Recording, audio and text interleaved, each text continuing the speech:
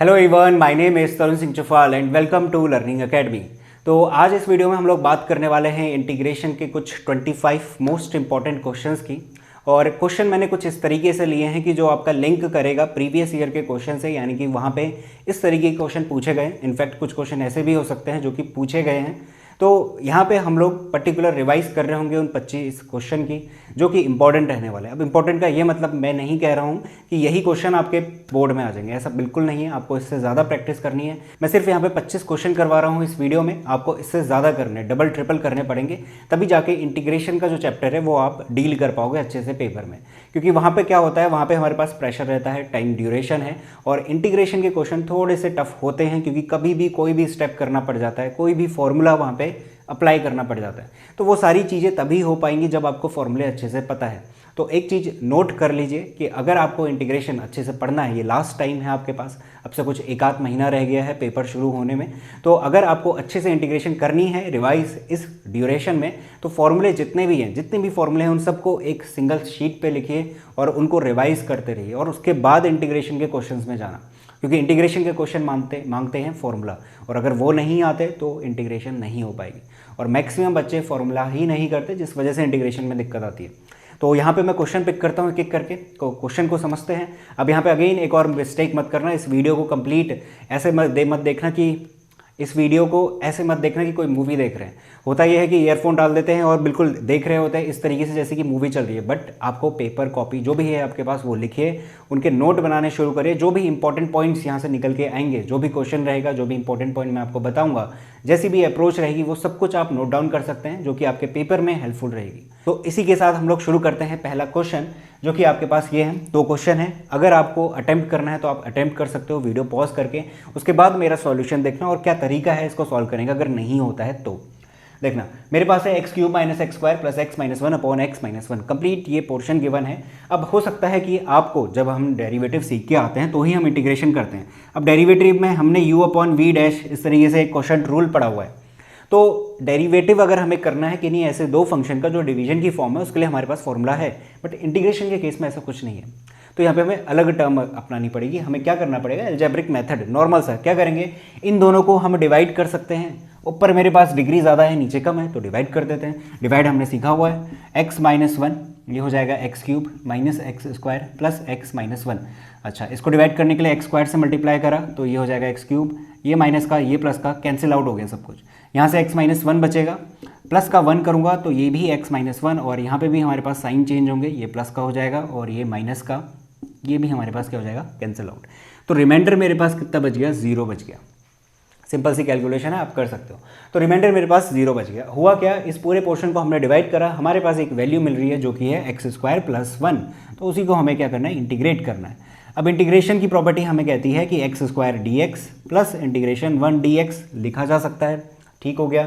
X square में x की power N वाला फॉर्मूला लगा देंगे, जो कि होता है एक्स की पावर एन प्लस वन, यानी कि 3/3 प्लस वन का इंटीग्रेशन करना है। अब देखो वन है कांस्टेंट, कांस्टेंट का इंटीग्रेशन करते हैं तो जिसके वेरिएबल के रिस्पेक्ट में हम लगा रहे हैं, डी एक्स है डी टी है, तो वही वेरिएबल आ जाता है। अगर यहाँ पे डी टी होता तो टी लिख रहा होता, बट डी एक्स है तो मैं लिखूंगा क्या, एक्स। और लास्ट में कांस्टेंट लगाना ना भूलें, क्योंकि ये कौन सा इंटीग्रेशन है, इनडेफिनेट इंटीग्रल है, जहाँ पे हमारे पास लिमिट नहीं रहती। ठीक हो गया। तो ये कंप्लीट आंसर हो गया, सिंपल है। अगला वाला देखते हैं। इस वाले में हो सकता है थोड़ा सा क्या करें, ये क्वेश्चन फंसाएगा आपको, कहाँ कहाँ पे फंसाएगा, क्या क्या गलती करते हैं, वो सब कुछ मैं यहाँ पे बताऊंगा, ध्यान से सुनना। अब देखो, integration sec square x upon cosec square x d x. अब सबसे पहली अप्रोच आपकी क्या रहनी चाहिए, क्या इसके लिए हमारे पास कोई फॉर्मूला अवेलेबल है? फॉर्मूला तो नहीं है हमारे पास, डायरेक्ट फॉर्मूला अप्लाई कर लेते हैं। चलो वो नहीं है, क्या हम इसको ऐसी फॉर्म में बना सकते हैं जहाँ से हम फॉर्मूला लगा सकें? हाँ, वो हम कर सकते हैं। क्या करेंगे, one upon sec square x है, अगर इस चीज़ को मैं ऐसा लिख दूँ थोड़ी देर के लिए, one upon cos square x बिल्कुल लिख सकते हैं, upon cosec square x sine का होता है, तो ये हो गया one upon sine square x. अच्छा, रेसिप्रोकल वगैरह करके लिखेंगे क्या, साइन स्क्वायर एक्स अपॉन में कॉस स्क्वायर एक्स, जो कि बन जाएगा टेन स्क्वायर एक्स। अब देखो मिस्टेक कहाँ करते बच्चे, बच्चे क्या करते हैं, टेन स्क्वायर एक्स देखा, इंटीग्रेशन करेंगे और लिख देंगे sec x. Most of the student, ऐसा नहीं कि हर कोई करते होंगे, तो वो इस वजह से करते हैं क्योंकि फॉर्मूला हमारे पास दिक्कत करता है। दिक्कत ये रहती है कि हमें ये पता है कि tan x का डेरिवेटिव कितना होता है, sec स्क्वायर x होता है। तो वो ये समझ लेते हैं कि यहाँ पे tan स्क्वायर x जैसी दिखा तो वो इसको मान लेते हैं, फिर इसका इंटीग्रेशन करवाते हैं और लिख देते हैं tan x। बट ऐसा नहीं है, इंटीग्रेशन में क्या होता है, इंटीग्रेशन हो रहा होता है sec स्क्वायर x dx का, ना कि tan स्क्वायर x का। इस बात को समझना, वो है मेरे पास tan x का डेरिवेटिव। अब sec स्क्वायर x का इंटीग्रेशन करूँगा तो मुझे मिलेगा tan x। तो यहाँ पे मिस्टेक होती है इस फॉर्मूले में, तो ये दोनों ही फॉर्मूले आप नोट कर लो, वैसे तो आपको याद होंगे, बट अगर याद नहीं है, थोड़ा सा भी कन्फ्यूजन रहता है तो लिख लो इन चीज़ों को। अच्छा, tan स्क्वायर x मिला, अब कैसे करेंगे, अब हमें क्या करना है, इंटीग्रेशन करवाना है इसका, क्योंकि हमने इसको यहाँ से यहाँ तक पहुँचा दिया। ठीक हो गया। tan स्क्वायर x के लिए हमारे पास एक फॉर्मूला होता है, फॉर्मूला क्या होता है, 1 + tan square x = sec square x। अगर ये फॉर्मूला भी याद नहीं है, अगेन लिख लो इसे। तो 1 + tan स्क्वायर x = इतना। इस tan स्क्वायर x की जगह पे हम क्या ऐसा लिख सकते हैं, sec स्क्वायर x - 1 dx, बिल्कुल लिख सकते हैं। क्यों लिख सकते हैं, sec स्क्वायर x का हमारे पास फॉर्मूला पड़ा है, सीधे हम लिखेंगे tan x। ठीक हो गया। तो ये हो जाएगा integration of sec square x dx minus integration 1 dx। इसका हो जाएगा हमारे पास tan x, माइनस का 1 का इंटीग्रेशन करेंगे x + c। तो हो गया हमारे पास इंटीग्रेशन, सिंपल है। अच्छा, किसी बच्चे का ये डाउट हो सकता है कि यहाँ पे और यहाँ पे दोनों जगह पे हमने इंटीग्रेशन करा, ठीक हो गया। तो हमारे पास दोनों जगहों पे कांस्टेंट आने चाहिए, वैसे तो बेसिक सी चीज़ है, आपको आता होगा। तो कांस्टेंट दोनों जगहों पे आ रहे हैं, बट हम उन दोनों को प्लस करवा के एक नया कांस्टेंट मिल रहा है, तो उसका नया नाम रख दिया c। तो सिंपल सी चीज़ें हैं। तो ये मिस्टेक रहती है यहाँ पर, मैं मिस्टेक भी गिरा दी, और कैसे करना है, क्या अप्रोच रखनी है, दोनों क्वेश्चन पे मैंने बता दिया। आइंदा ध्यान रखना, अगर इस तरीके कोई भी क्वेश्चन आपको मिलता है तो आपको ऐसे सॉल्व करना है। ज़्यादा से ज़्यादा इस तरह टाइप के 1 मार्क्स में क्वेश्चन बन सकते हैं, तो इसे नोट करो। नोट अगर करना तो इसे नोट करिए, इसके बाद मैं अगले क्वेश्चन लेता हूँ। तो अगले 2 इंपॉर्टेंट क्वेश्चन ये रहे, पहले आप इनको नोट करिए, ट्राई करिए, अगर होते हैं तो ठीक है, नहीं होते तो वीडियो कंटिन्यू रखना। देखो पहला क्वेश्चन क्या कहता है, मैं बता रहा हूँ। पहला क्वेश्चन कहता है d/dx ऑफ fx = दिस। अब इस क्वेश्चन में प्रॉब्लम कहाँ पे आती है बच्चों को, वो भी बताऊंगा, और कैसे सॉल्व करना है वो भी देखना। सच दैट फंक्शन में अगर मैं 2 रखता हूँ तो मुझे 0 मिल रहा है, इस बात को समझना। यहाँ पे हमें मैथ्स में सबसे ज़्यादा जो फोकस रखना चाहिए वो रखना चाहिए क्वेश्चन को समझने में। अगर क्वेश्चन आप समझ गए तो आंसर निकल ही आता है। देन fx इज, अब ये है एमसीक्यू टाइप का, एमसीक्यू में ऐसा क्वेश्चन पूछा जा सकता है हमारे पास, 1 मार्क्स में क्वेश्चन में दे सकता है, तो वहाँ पे दिक्कत कर सकता है। तो देखते हैं क्या कह रहा है। ये कह रहा है d/dx ऑफ x, कोई मेरे पास फंक्शन रहा होगा, मैं मान लेता हूँ मेरे पास कोई fx फंक्शन है। हमें पता है कि अगर इसका मैं डेरिवेटिव करूँगा तो मुझे कोई एक फंक्शन मिलेगा। ठीक हो गया, इतनी बात हमने सीखी है। अब इंटीग्रेशन शुरू करते हुए हमने एक चीज़ पढ़ी हुई है कि इंटीग्रेशन क्या होता है, रिवर्स प्रोसेस कहते हैं एक तरीके से डेरिवेटिव का। यानी कि अगर मैंने इस फंक्शन का डेरिवेटिव करा, मुझे ये फंक्शन मिला, और इस फंक्शन का अगर मैं इंटीग्रेशन कर दूंगा तो दोबारा से मुझे यही फंक्शन मिल जाता है, तो एंटी डेरिवेटिव होता है, ऐसा कहते हैं। ठीक हो गया, तो वही सेम कॉन्सेप्ट हमें यहाँ पे लगाना है। इसने कहा किसी फंक्शन का डेरिवेटिव इतना आ रहा है, तो अगर मैं इसको इंटीग्रेट कर दूंगा, ध्यान से सुनना, अगर मैं इसको इंटीग्रेट कर दूंगा तो मुझे वो ओरिजिनल वाला फंक्शन मिल जाएगा fx, वही सेम लॉजिक जो यहाँ पे मैंने बताया। तो इसको हमें जस्ट इंटीग्रेट करना है, और इंटीग्रेट करने के बाद उस फंक्शन ने ये कंडीशन सेटिस्फाई करनी चाहिए। देखते हैं, इंटीग्रेट कर दो इसको, ये हो जाएगा 4 × x³ है तो ये 4/4 बन जाएगा, 4 से 4 कैंसिल कर देंगे। ठीक हो गया, -3। अब यहाँ पे देखता है x की पावर कितनी है, 4 है, ये ऊपर जाएगा तो इसको लिखा जाएगा x की पावर -4 + 1/-4 + 1, जो कि बन जाएगा x की पावर -3 अपॉन में कितना, -3। कंप्लीट बात को अगर मैं ख़त्म करूँ तो कुछ ऐसा है, माइनस प्लस 1/x³। ये चीज़ हमें मिल रही है इस फंक्शन को इंटीग्रेट करने पे। ठीक हो गया। अब देखो, ये वाला ऑप्शन और ये वाला ऑप्शन हम सीधे सीधे काट देते हैं, क्योंकि ये मैच ही नहीं कर रहा है आगे वाला। ठीक है, आगे वाला भी मैच नहीं करेगा, पीछे वाला जो है। इन दोनों पे आते हैं, x⁴ + 1/x³, ठीक है, इतना मिल रहा है, x⁴ + 1/x³, इतना मिल रहा है। अब दिक्कत है कि ये वाला पिक करा जाए कि ये वाला पिक करा जाए। अब इस बात को समझना, उसने एक हिंट दिया हुआ है कि फंक्शन में अगर हम 2 रखते तो 0 मिलना चाहिए। चेक कर लो, इस फंक्शन में आप क्या रखो, 2 की वैल्यू रखो, यहाँ पे भी रखो, यहाँ पे भी रखो, आपको मिलेगा इसको सॉल्व करके 129/8। सॉल्व करना, इतना ही मिल रहा है। पीछे से है माइनस का 129/8, तो क्या हो जाएगा, कैंसिल होकर हमें 0 मिल जाएगा। हो गया सॉल्व। तो यानी कि हमारे पास इसमें जो ऑप्शन है वो ऑप्शन नंबर A करेक्ट है। तो प्रॉब्लम बच्चों को इसी स्टेप में आती है, क्वेश्चन समझने में दिक्कत आती है, और इस बात पे आती है कि इन दोनों में से कौन सा लिया जाएगा। इसके लिए उसने हिंट दिया है, फंक्शन में 2 रखो तो 0 मिल जाएगा। तो जहाँ तक ये चीज़ क्लियर होगी, ठीक हो गया। दूसरा क्वेश्चन लेते हैं। तो देखो बच्चों, दूसरा क्वेश्चन है हमारे पास इंटीग्रेशन 10⁴√x sec²√x dx। अब यहाँ पे प्रॉब्लम कहाँ पे होती है, प्रॉब्लम इस बात पे होती है कि लिखा क्या है, ये कुछ ऐसा लिखा हुआ है 10 अंडर रूट एक्स की होल पावर 4 ऐसा है, सेक अंडर रूट एक्स की होल पावर 2 ये गिवन है। अब यहाँ पे करोगे क्या? अब देखना, जब हम एनसीईआरटी पढ़ते हैं हमारे पास क्वेश्चन वाइज सेक्शन वाइज हमारे पास रहता है। पहले हमने नॉर्मल सी एक्सरसाइज रहती है जिसमें इस तरीके के क्वेश्चंस रहते हैं, फिर उसके बाद थोड़ा सा लेवल अप होता है, सब्स्टिट्यूशन देखते हैं, फिर उसके बाद थोड़ा सा और रहता है, कुछ फॉर्मूले मिलते हैं 1/n की फॉर्म में, फिर पार्शियल फ्रैक्शन, इस तरीके से हम क्वेश्चंस कर रहे होते हैं। तो वहाँ पे हमारे पास एक फ्लो बना रहता है एनसीईआरटी जब हम कर रहे होते हैं। बट पेपर में तो ऐसा क्वेश्चन आएगा नहीं, वो कहीं से भी किसी भी टाइप का क्वेश्चन डाल सकता है। अब जैसे कि मैंने ये नॉर्मल से क्वेश्चन रखे हुए थे, उसके बाद ये क्वेश्चन डाल दिया। अब आप कह सकते हो कि ये क्वेश्चन कैसे होगा, मतलब कि अगर हम नॉर्मल सा फॉर्मूला लगाते हैं जो इससे पहले वाले क्वेश्चन में हमने करा था 1/10 वगैरह वो सब कुछ करके, तो वो चीज़ यहाँ पे एप्लीकेबल नहीं होगी। यहाँ पे क्या लगेगा, यहाँ पे लगेगा सब्स्टिट्यूशन। तो ये सारी चीज़ें आपको तब पता चल पाएगी, जैसे आप एक क्वेश्चन से दूसरे क्वेश्चन पे स्विच कर रहे हो, ये चीज़ें तब पता चल पाएगी जब आप प्रैक्टिस कर रहे होगे। तो प्रैक्टिस डेली करनी है, कोई भी क्वेश्चन लो इंटीग्रेशन के 5 कम से कम करने ही करने हैं। तो देखो इसको कैसे करना है, सब्स्टिट्यूशन से कैसे करेंगे वो समझ लेना। सब्स्टिट्यूशन का रूल क्या कहता है, मेरे पास अगर कोई भी फंक्शन दिखेगा, जैसे कि अभी मुझे ये दिख रहा है, इसमें अगर मैं किसी एक चीज़ को जो भी मुझे दिख रहा है उसको मैं t ले लूँ और उसका डेरिवेटिव मुझे वहाँ पे दिख जाए, तो वो हमारा सब्स्टिट्यूशन लगाने लायक क्वेश्चन रहेगा। अब यहाँ पे देखो 10 अंडर रूट एक्स है, अगर मैं थोड़ी देर के लिए 10 अंडर रूट एक्स को t ले लेता हूँ, 10x का हमारे पास क्या होता है डेरिवेटिव, अगर मैं पूछूँ वो होता है सेक स्क्वायर एक्स, तो मुझे लिखना पड़ेगा sec square under root x. फिर लगती थी chain rule.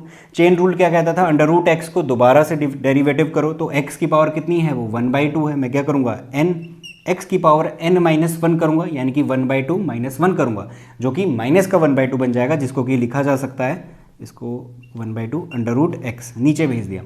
dx is equals to कितना हो जाएगा, dt। तो ये कंप्लीट में ये मेरे पास बनेगा। अब यहाँ पे एक मिस्टेक है कि इसके डिवीजन में अंडर रूट एक्स रहेगा, ठीक हो गया, क्वेश्चन कंप्लीट ये है, अंडर रूट एक्स रहेगा। अब देखो अगर मैं यहाँ से ये sec square under root x upon में क्या है, अंडर रूट एक्स है, उस 2 को मैंने उठा के उधर भेज दिया, यानी कि ये हो गया 2 टाइम्स ऑफ dt। इस कंप्लीट पोर्शन की जगह पे इसको देखना, sec square under root x dx upon में क्या है, रूट एक्स है, वही सेम चीज़ यहाँ पे दिख रही है। इस पूरे पोर्शन की जगह पे हम लिख सकते हैं 2 टाइम्स ऑफ dt, तो क्वेश्चन हमारा सॉल्व हो गया। अब देखो क्या होगा, इंटीग्रेशन 10 इसकी जगह पे तो हमने t लिया हुआ है, तो ये हो जाएगा t की होल पावर 4। इसकी जगह पे, इस कंप्लीट पोर्शन की जगह पे 2 टाइम्स ऑफ dt आ जाएगा, तो ये हो गया 2 times of dt। Question solve हो गया हमारे पास। 2 हो गया t की पावर 5/5 प्लस c, आखिरी में t की वैल्यू ज़रूर लिख देना। t हमने लिया हुआ है 10 अंडर रूट एक्स, तो ये हो गया 10 अंडर रूट एक्स की होल पावर 5 प्लस c। तो इस तरीके से हमें इस क्वेश्चन को अटेम्प्ट करना है। तो क्वेश्चन किसी भी तरीके के कभी भी कैसे भी क्वेश्चन दे सकता है, उसके लिए हमें प्रिपेयर रहना है, प्रैक्टिस करनी है ज़्यादा से ज़्यादा। तो इसे नोट करो, इसके बाद मैं अगले क्वेश्चन लेता हूँ। तो नेक्स्ट क्वेश्चन लेते हैं, दोनों क्वेश्चन मैंने यहाँ पे लिख दिए हैं, इनको वीडियो पॉज करके ट्राई करो, नहीं होते हैं उसके बाद वीडियो कंटिन्यू करना शुरू करना। अब देखो ये जो पहला क्वेश्चन मैंने यहाँ पे लिखा हुआ है एनसीईआरटी का ही क्वेश्चन है। जितनी बार बच्चों को बताया जाए ये अगली बार में भूल जाते हैं, कैसे करा था, इसमें क्या स्टेप रहते हैं। तो जितनी बार करो उतनी बार ध्यान दो कि इस टाइप का क्वेश्चन कहीं पे भी दिखे पेपर में, या फिर कोई भी आपका प्री बोर्ड वगैरह हो रहा है तो वहाँ पे भी दिखे, तो कैसे करना है वो मैं भी बताता हूँ। अगर आपसे ये नहीं हुआ तो आपने क्या लगाया होगा, ये सोचा होगा कि सब्स्टिट्यूशन लगाते हैं, या फिर कुछ ऐसा भी करते हैं कि इसको इसके साथ, फिर इसको इसके साथ डिवीजन में भेज देते हैं, फिर भी नहीं निकलता, वो और भी कॉम्प्लिकेटेड खिचड़ी टाइप बन जाती है।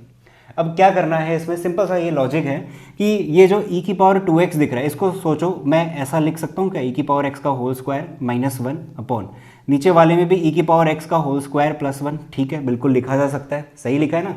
पावर क्या है, मल्टीप्लाई ही तो करके रखी गई थी, यहाँ पे 2x है, उसको मैंने ऊपर भेज दिया, ठीक हो गया। अब देखो इसमें से कॉमन निकालना है, क्या निकालना है, e की पावर x, यहाँ से भी, न्यूमरेटर से भी और डिनोमिनेटर से भी। अब कैसे आएगा वो देखना।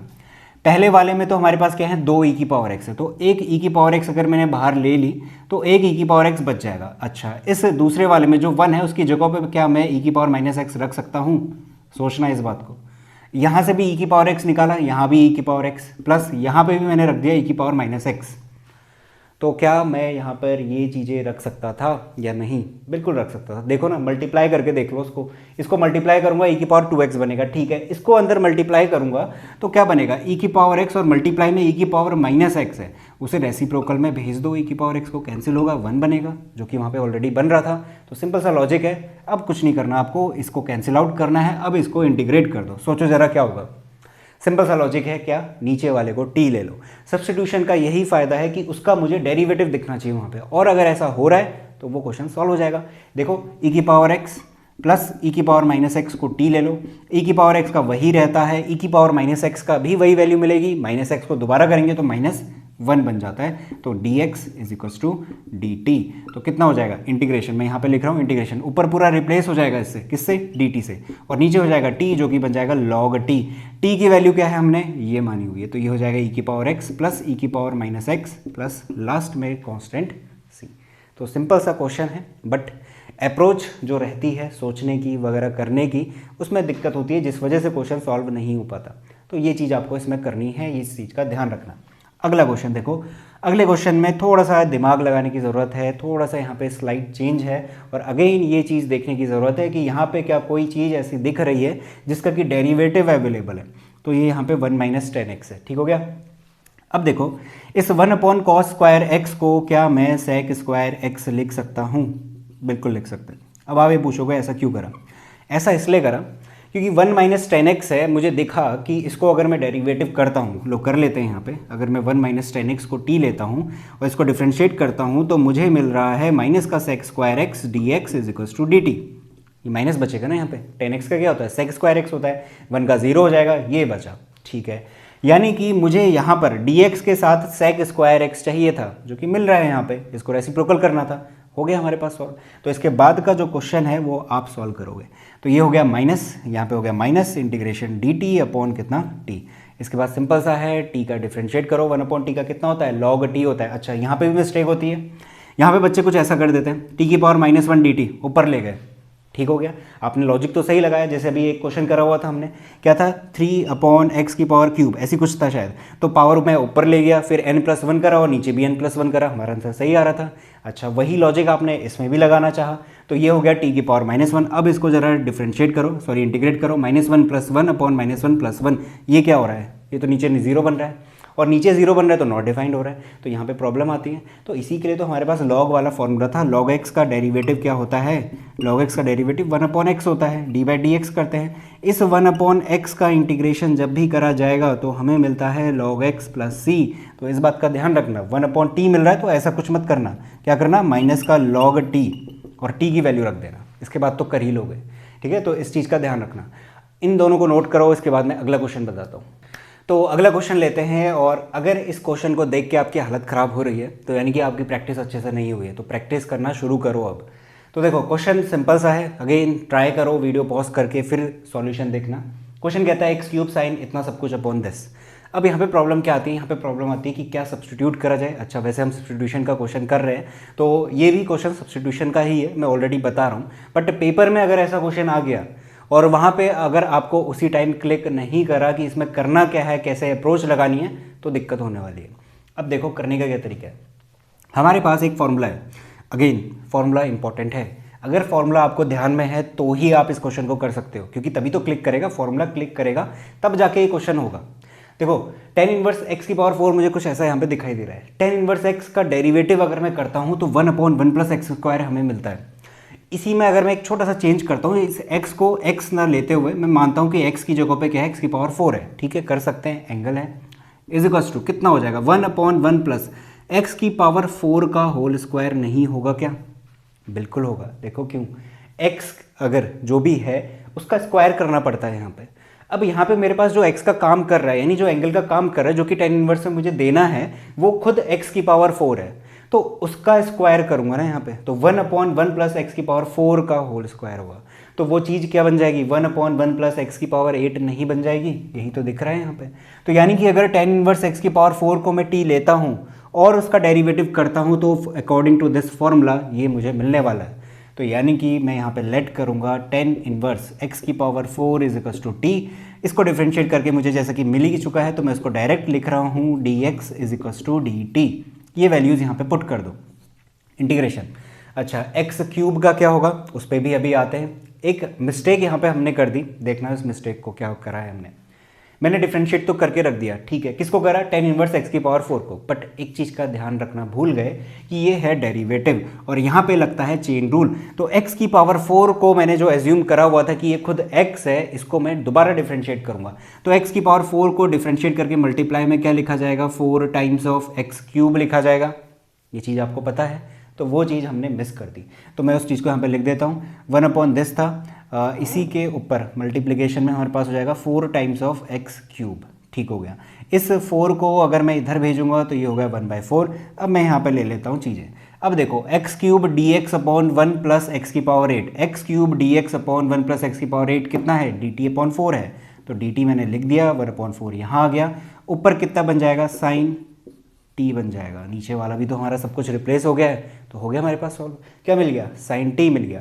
साइन टी का इंटीग्रेशन कितना होता है, माइनस का cos t, minus cos t upon 4 plus c लगाया, माइनस का कॉस टी की वैल्यू रख देते हैं जो कि हम लेके चले हैं tan इनवर्स x की power 4/4 plus c, hence the solution. तो इस तरीके से हमें इसे सॉल्व करना है। तो फॉर्मूला अगेन मोस्ट इंपॉर्टेंट है, इन पे ज़रूर ध्यान दीजिए और इनके प्रैक्टिस करिए, रिवाइज करिए, फॉर्मूले याद हो जाते हैं। तो इसे नोट करो, इसके बाद मैं अगला क्वेश्चन लेता हूँ। तो अब देखिए अगला जो क्वेश्चन है, क्वेश्चन नंबर 9, वो है 1/1 प्लस 10x। फेमस सी फॉर्म है, आपको एनसीईआरटी में देखने को मिल जाएगी। अब इस क्वेश्चन में अगर मैं बात करूं, जो करने की अप्रोच है, जो तरीका है, जो कैलकुलेशन इसमें यूज़ करने वाले हैं, वो इंपॉर्टेंट है कि कैसे हम उस फॉर्म को लेकर आते हैं जो कि इंटीग्रेट करने में आसान पड़ेगी। अब इस tan x को क्या लिखा जाता है, sin x upon cos x, फिर उसका एलसीएम ले लेते हैं। अब मैं इसको इस बात को लिखूंगा तो 1/1 plus sin x upon cos x लिखा जाएगा। यहाँ पे अगर मैं एलसीएम वगैरह लेता हूँ तो कंप्लीट बात, cos x ऊपर हो जाएगा, तो ये हो जाएगा cos x upon cos x plus sin x। अब इसको कैसे इंटीग्रेट करा जाएगा, अब यहाँ पे हमें फॉर्म बनानी होती है। अब फॉर्म कैसे बनाएंगे, नीचे वाला पोर्शन मेरे पास है cos x plus sin x, अगर ऊपर मैं इसका डेरिवेटिव या फिर सेम यही चीज़ बना दूँ तो वहाँ पे हमारे पास कैलकुलेशन करने पे आसानी रहेगी। तो यही तरीके से यहाँ पे सॉल्व करा जाता है। अब इस cos x की जगह पे, ये है ऊपर वाला पार्ट, इसमें अगर मैं एक बारी sin x ऐड करूँ और एक बारी माइनस का sin x ऐड करूँ और डिवीजन में रख दूँ cos x plus sin x, तो क्या ये सॉल्व हो जाएगा, चेक करते हैं। cos x plus sin x है, अच्छा plus sin x minus sin x करा जा सकता है, कैलकुलेशन का हिस्सा है, कैंसिल करो वही बात निकल के आएगी। इस वाले पोर्शन को मैं कंप्लीट इसके साथ डिवीजन में भेजता हूँ, फिर इस वाले पोर्शन को कंप्लीट इसके साथ डिवीजन में भेजता हूँ, ठीक है। तो अगर इसके साथ भेजा तो 1 बन जाएगा, वो इंटीग्रेबल है। इसको इसके साथ भेजा तो मैं इसका डेरिवेटिव करूँगा, अगर नीचे वाले का डेरिवेटिव करूँ तो वहाँ पे cos x का माइनस sin x बनेगा और sin x का cos x बचेगा, यानी एडिशन की फॉर्म में कुछ ना कुछ रहना चाहिए, बट यहाँ पे तो सिर्फ माइनस का sin x बचेगा। तो यानी कि अभी अगर मैं इसको डिवाइड कर दूँ पर्टिकुलर जाकर और इंटीग्रेट करूँ तो इंटीग्रेट होने में फिर दिक्कत करेगा। तो यहाँ पर क्या कराया जाता है, एक और अप्रोच लगाई जाती है कि क्या करें, प्लस cos x एक और बार कर दिया जाए। अच्छा अब देखो sin x से sin x चले जाएगा, ठीक हो गया, cos x plus cos x 2 times of cos x बन जाएगा, बट वहाँ पे तो सिर्फ हमारे पास क्या है, cos x है।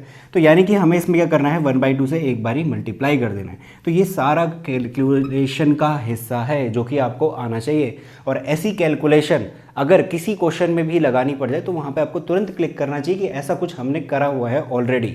तो हो सकता है कि ये क्वेश्चन आपको ना दिया जाए, बट यहाँ पे जो कैलकुलेशन मैं यूज़ कर रहा हूँ उस क्वेश्चन में वो कैलकुलेशन काम आ जाए। तो इस वजह से इंटीग्रेशन की प्रैक्टिस जब भी करी जाती है तो इंपॉर्टेंट रहता है कि कैलकुलेशन कौन कौन सी हम यूज़ कर रहे हैं। जब भी आपको एक नई कैलकुलेशन देखने को मिले, चाहे आप आर डी शर्मा से प्रैक्टिस कर रहे हैं या फिर एनसीईआरटी से, तो उसे नोट डाउन कर लीजिए, क्योंकि कभी भी किसी भी क्वेश्चन में उसका यूज़ हो सकता है। अगर आपको वो लगता है कि ये पहली कैलकुलेशन ऐसी है जो मैं करने जा रहा हूँ, तो उसे ज़रूर नोट करिएगा। तो अब इसको करते हैं। अब देखो अभी आसान बन जाएगा, कैसे बनेगा देखना। इस पर्टिकुलर को इसके साथ डिवीजन में भेज देते हैं, ठीक हो गया इंटीग्रेशन, ये हो जाएगा 1 कंप्लीट चले गया प्लस। अच्छा cos x मैं पहले लिख रहा हूँ और माइनस का sin x बाद में लिख रहा हूँ, अपॉन में cos x plus sin x। इसको ऐसा लिखा जा सकता है, बिल्कुल लिख सकते हैं, ये हो जाएगा dx। अब देखो 1 का इंटीग्रेशन हो जाएगा आसानी से, इसको कभी भी हम इंटीग्रेट करते हैं। अब इसकी बारी cos x plus sin x, अगर मैं इसको t लेता हूँ थोड़ी देर के लिए, तो देखो sin x का cos x हो जाएगा, cos x का माइनस sin x हो जाएगा, यानी कि इस पूरे पोर्शन का कंप्लीट डेरिवेटिव मुझे ऊपर दिखाई दे रहा है। तो मैं डायरेक्ट सब्स्टिट्यूशन भी लगा सकता हूँ, बट समझाने के लिए थोड़ी देर में लिख लेता हूँ cos x plus sin x is equals to t। तो ये हो जाएगा cos x माइनस का sin x integration dx is equals to dt। अब मैं सारी चीज़ों को इंटीग्रेट अगर मैं कर दूँ तो ये है बाहर से मेरा 1/2 1 का इंटीग्रेशन हो जाएगा x एक्स हो गया प्लस प्लस में देखो ये मेरे पास कितना है 1/t बन रहा है, इस वाले को t माना है और ऊपर कितना बन जा रहा है dt बन जा रहा है। अगर इंटीग्रेट करा जाएगा तो log t मिलेगा, t की जगह पे वैल्यू क्या रखूंगा cos x plus sin x, तो डायरेक्ट लिख देते हैं। तो ये हो जाएगा log cos x plus sin x plus का c। तो इंपॉर्टेंट क्वेश्चन है और साथ के साथ जो कैलकुलेशन मैंने अप्रोच लगाई है वो भी इंपॉर्टेंट है, तो इसे नोट करो। इसके बाद मैं नेक्स्ट क्वेश्चन बताता हूँ। क्वेश्चन नंबर 10 और 11 ये रहे। अगेन वीडियो पॉज करिए, पहले सोचिए इनके बारे में कैसे इन्हें सॉल्व करा जाएगा, अगर नहीं आता है तो ही आगे कंटिन्यू करना। अब देखना करने का क्या तरीका है। Integration dx upon sine square x into में कॉस स्क्वायर एक्स कह रहा है। सबसे पहले जो दिमाग इसमें लगाया जा सकता है वो ये लगाया जा सकता है कि अगर मैं इन दोनों को लिख दूँ ऐसा कुछ, cosec square x sec square x integration dx, ठीक है हम लिख सकते हैं। बट एक चीज़ का ध्यान देना, हमारे पास जो फॉर्मूला गिवन रहता है integration of sec square x कितना होता है 10x होता है, वैसे ही हमारे पास integration of cosec square x किसका होता है कॉट एक्स का होता है। तो वो सेपरेट रहते हैं। एडिशन की फॉर्म में अगर ये रहता यानी सेपरेट होता तो हम वो फॉर्मूला यूज़ कर रहे होते। अगर आप ये मिस्टेक करने जा रहे थे तो ये ब्लंडर मिस्टेक है, ऐसी मिस्टेक नहीं करनी है। वो हमारे पास डायरेक्ट फॉर्मूला होते थे, बट यहाँ पे ये कारगर तरीका नहीं है, तो क्या करा जाएगा। अब देखो ये है नीचे मल्टीप्लिकेशन की फॉर्म में, अगर मुझे ऊपर कुछ ऐसा मिल जाए जो कि एडिशन की फॉर्म में हो तो इसको मैं पर्टिकुलर दोनों के साथ डिवीजन में भेज सकते हैं। क्या कह रहा हूँ मैं, देखना ऊपर है मेरे पास 1, उस 1 की जगह पे according to trigonometry sine square x plus cos square x रखा जा सकता है, बिल्कुल रख सकते हैं। ये हो जाएगा हमारे पास साइन स्क्वायर एक्स इंटू का कॉस स्क्वायर एक्स, बस हमें यही सोचना था। अब हम इसको क्या करते हैं डिवीजन में भेजते हैं। मैं इसको इसके साथ भेजता हूँ, साइन स्क्वायर से वो कैंसिल आउट हो जाएगा, इंटीग्रेशन कितना बन जाएगा कोस स्क्वायर एक्स 1 अपॉन में रहेगा इंटीग्रेशन dx प्लस इसको इसके साथ भेजेंगे cos square x cancel out हो जाएगा, integration 1 upon sine square x dx रह जाएगा। इंटीग्रेशन अब इसका कर लेते हैं, ये हो गया sec square x dx plus integration ये हो गया कोसेक स्क्वायर एक्स। अब मैं फॉर्मूला लगाऊंगा, सेक स्क्वायर एक्स का हमारे पास होता है 10x और कोसेक स्क्वायर एक्स का होता है हमारे पास माइनस का कॉट एक्स प्लस c। ये हो गया हमारे पास का आंसर। तो इस तरीके से हमें इसे सॉल्व करना है। नेक्स्ट क्वेश्चन देखते हैं, क्वेश्चन नंबर 11। ये भी काफ़ी अच्छा क्वेश्चन है, यहाँ पे भी थोड़ा सा हमारे पास प्रॉब्लम रहती है स्टार्टिंग में, बट आप लॉजिक समझिए इसमें करना क्या है। अब जब भी हमारे पास अंडर रूट का केस रहता है ना, चाहे ऊपर हो नीचे हो, दिमाग इसी तरफ दौड़ता है कि हम इसको एक बार रेशनलाइज करके देखते हैं। ठीक है हम भी करते हैं, रेशनलाइज करते हैं। तो ये है root 10x upon sine x cos x into का रूट 10x अपॉन में अंडर रूट का 10x, ठीक हो गया। इनको मल्टीप्लाई करते हैं तो ये मुझे कुछ ऐसा दिख जाएगा, 10x अपॉन ये हो गया साइन एक्स कॉस एक्स और under root 10x integration dx। अब देखो 10x की जगह पे, क्या 10x की जगह पे मैं sign x upon cos x लिख सकता हूँ? ठीक है बिल्कुल लिख सकते हैं, मैं लिख देता हूँ। यहाँ पे मैंने लिखा साइन एक्स और नीचे जाएगा कॉस एक्स, वो इससे मल्टीप्लाई हो जाएगा जो कि बन जाएगा कॉस स्क्वायर एक्स, ठीक हो गया। साइन एक्स से साइन एक्स भी कैंसिल आउट हो गया, इज इक्वल्स टू इंटीग्रेशन। अब ज़रा ध्यान से देखो, नीचे है अंडर रूट का 10x और अगर मैं 10x को t लेता हूँ तो सेक स्क्वायर एक्स यानी कि उसका डेरिवेटिव मुझे दिखना चाहिए जो कि बनाया जा सकता है। कॉस स्क्वायर एक्स को रेसिप्रोकल कर दिया जाएगा तो ये हो जाएगा सेक स्क्वायर एक्स अपॉन में अंडर रूट 10x dx। अब तो आप कर लोगे इसे, कुछ नहीं करना है, 10x को t ले लो, 10x को मैं t ले लेता हूँ, 10x is equals to t, ये हो जाएगा sec square x dx is equals to dt। तो इज इक्वल्स टू में लिख लेते हैं integration dt upon under root कितना t। अब अगर यहाँ पे आपको अगेन प्रॉब्लम आती है तो ध्यान से देखना कैसे करना है। इंटीग्रेशन t की पावर कितना कर दिया जाएगा, माइनस का 1/2 dt पावर है तो x की पावर n+1 अपॉन n+1 लगा देंगे, t की पावर -1/2 + 1 अपॉन -1/2 + 1 जो कि हो जाएगा t की पावर 1/2 और यहाँ पे भी 1/2, तो 2 under root t plus c। Last में t की वैल्यू ज़रूर रख देना जो कि है 10x। तो ये कंप्लीट आंसर हमारे पास बन जाएगा 2 under root 10x plus c। तो इस तरीके से हमें इसे सॉल्व करना है। तो अच्छा क्वेश्चन है, इसे भी नोट कर सकते हो। इसके बाद अगला क्वेश्चन लेता हूँ, तो क्वेश्चन नंबर 12 ले रहा हूँ। क्वेश्चन नंबर 12 देखिए, integration sign x cos x की होल पावर 3 है dx। अब इसका इंटीग्रेशन कैसा करा जाएगा, यहाँ पे हमारे काम आते हैं फॉर्मूले और थोड़ा बहुत जो हमने कैलकुलेशन सीखी हुई हैं उनका यूज़ करना आना चाहिए। अब देखो साइन एक्स कॉस एक्स, हो सकता है कि कुछ ये सोचे कि यहाँ पे हम ऐसा करते हैं कि साइन एक्स को t ले लें और फिर उसका डेरिवेटिव cos x होता है जो कि यहाँ पे दिख रहा है, ठीक है दिख रहा है, बट ये भी देखो कि वहाँ पे क्या है पावर 3 रखी हुई है, तो वो दिक्कत करेगा, तो उस तरीके से हम नहीं कर सकते। अब करना क्या है, सबसे पहले साइन एक्स कॉस एक्स जब ये प्रोडक्ट की फॉर्म में हो और सब्सटीट्यूशन वगैरह नहीं लग पा रहे तो एक हमारे पास फॉर्मूला होता है, इस बात का ध्यान रखना। फॉर्मूला क्या होता है, साइन 2x का क्या होता है 2 साइन एक्स कॉस एक्स होता है। हमेशा इस फॉर्मूले के पास जाना, ये फॉर्मूला आपको कुछ ना कुछ ऐसा स्टेप देगा ज़रूर जिससे कि आप इस चीज़ को रिड्यूस कर सकते हो। अब देखो करेंगे कैसे, करने का तरीका है कि मुझे 2 साइन एक्स कॉस एक्स बनाना है। अब यहाँ पे तो साइन एक्स कॉस एक्स है मल्टीप्लिकेशन में, 2 कैसे बनेगा, अगर मैं 1/8 से मल्टीप्लाई और डिवाइड दोनों कर दूं तो काम बन जाएगा। देखो कैसे, 1/8 से मल्टीप्लाई करा, ठीक है, डिवाइड करा, मल्टीप्लाई भी करूंगा, बट मल्टीप्लाई में करने के बाद मैं उसको कुछ ऐसा तो लिख ही सकता हूँ, होल क्यूब dx, क्योंकि 2 का क्यूब होगा वो भी बाहर आके 8 बनेगा, 8 से 8 कैंसिल आउट हो जाएगा, यही अगेन मिल जाएगा। तो हो गया हमारे पास 2 साइन एक्स कॉस एक्स। तो अगेन जो कैलकुलेशन मैंने यहाँ पे करी, कब मैं 8 को 8 से मल्टीप्लाई करवा देता हूँ, यानी कि डिवाइड और मल्टीप्लाई दोनों कर पा रहे हैं। क्यों कर पा रहे हैं, ताकि ये फॉर्मूला बन सके, ये सारी कैलकुलेशन काम आती है। तो 2 साइन एक्स कॉस एक्स, तो ये हो गया हमारे पास 1/8 इंटीग्रेशन, इसकी जगह पर मैं लिख सकता हूँ साइन 2x का होल क्यूब dx। अब देखो अब क्या करना है, अगेन एक फॉर्मूला काम आएगा जो कि है साइन 3x का। तो आपने अगर फॉर्मूले अभी तक नहीं करे हैं तो ब्लंडर मिस्टेक हो रही है, फॉर्मूले जल्दी से याद कर लो। साइन 3x का होता है 3 sine x minus 4 sine cube x। अब इसमें इस फॉर्मूले को कैसे यूज़ कर सकते हैं, उससे पहले एक चीज़ का ध्यान रखना, जब भी आप ट्रिग्नोमेट्रिक फंक्शन के साथ डील कर रहे हो इंटीग्रेशन के केस में, वहाँ पे आपको डिग्री दिखाई दे रही, जैसे यहाँ पे डिग्री है 3, कभी दिखेगी 2, कभी 4, तो हमेशा कोशिश करना कि वो डिग्री को हम रिड्यूस कर पाएँ कुछ ऐसी फॉर्म में जहाँ पे डिग्री 1 हो, क्योंकि इंटीग्रेशन हमेशा उन्हीं फंक्शंस का करा जाता है। ट्रिग्नोमेट्रिक फंक्शन की स्पेशली बात करूँ जहाँ पे डिग्री 1 रहेगी। अब देखो इस फॉर्मूले में मुझे एक जगह पे साइन क्यूब एक्स दिखाई देता है, अगर मैं इसको चेंज करूँ, कुछ ऐसा लिख दूँ, 4 साइन क्यूब एक्स इधर ले आऊँ और उधर भेज दूँ 3 साइन एक्स माइनस का साइन 3x, तो इस पूरे पोर्शन की जगह पे हम वो लिख सकते हैं जिसमें डिग्री जो दोनों जगह पे क्या है 1 है। बट बनाना पड़ेगा, क्यों, क्योंकि एंगल यहाँ पे 2x है और वहाँ पे क्या है x है। चलो बना के देखते हैं।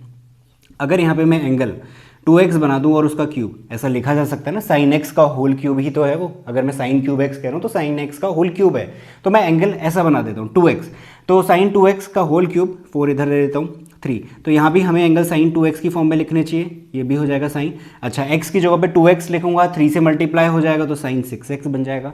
तो ये जो फॉर्मूले मैं यहाँ पे बना रहा हूँ अभी, दूसरे फॉर्मूले को देख के तीसरा फॉर्मूला बनाया, यानी कि ये फॉर्मूला बनाया जो कि हमारे क्वेश्चन डिमांड करता है, ये भी इंपॉर्टेंट स्टेप है।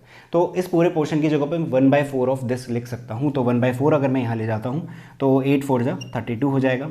इंटीग्रेशन के लिए हमारे पास बच जाएगा ये सब कुछ जो कि है 3 साइन 2x माइनस का साइन 6x dx। अब बस हमें इंटीग्रेट करना है 1/32 3। अब देखो साइन 2x का इंटीग्रेशन क्या होगा, साइन 2x का इंटीग्रेशन रहेगा माइनस का कॉस 2x अपॉन में 2 minus minus minus plus cos 6x upon में 6 प्लस का c। ये हमारे पास आंसर आ गया। थोड़ा बहुत और अगर आपको चेंजेस करने हैं तो ये 3 को बाहर निकाल के, ये -3 है हमारे पास, -3/2 लिख लो, फिर 1/32 को मल्टीप्लाई करवा दो। अब यहाँ पे प्रॉब्लम कहाँ पे आती है वो देख लो। जो मैंने यहाँ पे इंटीग्रेशन करा किसका, पहले तो मैं आपको साइन 6x का इंटीग्रेशन करवा के दिखा देता हूँ। प्रॉब्लम किस चीज़ में आती है, डेरिवेटिव और इंटीग्रेशन में। क्या होता है जब हम डेरिवेटिव कर रहे होते हैं साइन 6x का, कन्फ्यूजन रहता है बच्चों को। अगर मैं इसका डेरिवेटिव करूं, हमें पता है साइन x का डेरिवेटिव सिंपल cos x होता है, ठीक है, तो cos x लिखा जाएगा, cos x यानी कि 6x, फिर इस 6x को दोबारा मल्टीप्लाई करवाते हैं और डेरिवेटिव उसका लिख रहे होते हैं, यानी कि हम चेन रूल लगा रहे होते हैं। तो cos 6x लिखा, 6x का दोबारा करूंगा 6 बनेगा, और ये मेरे पास कंप्लीट चेन रूल लगते हुए मल्टीप्लिकेशन की फॉर्म में 6 times of cos 6x derivative निकल गया, ठीक है। बट इंटीग्रेशन के केस में सब्स्टिट्यूशन का यूज़ करा जाता है, और यहाँ पे सब्स्टिट्यूशन के लिए 6x को t लिखना, फिर वो वैल्यू पुट करना, वो थोड़ा सा लेंदी प्रोसेस हो जाएगी। इस वजह से एक शॉर्टकट तरीका रहता है कि अगर आपको कभी इस तरीके की फॉर्म दिखे जहाँ पे हमारे पास साइन 6x है, तो इसको मैं क्या लिखूंगा, सिंपल इसका जो इंटीग्रेशन होता है पहले तो वो लिख दो, क्या होता है माइनस का cos 6x लिखा जाएगा क्योंकि एंगल 6x है। 6x का दोबारा डेरिवेटिव करूंगा और उसे डिवाइड की फॉर्म में रखा जाता है, यानी कि डिवीजन में भेजा जाता है, प्लस c ये लिखा जाता है। तो इसी वजह से हमने यहाँ पे ये लगाया। माइनस माइनस प्लस हो गए थे।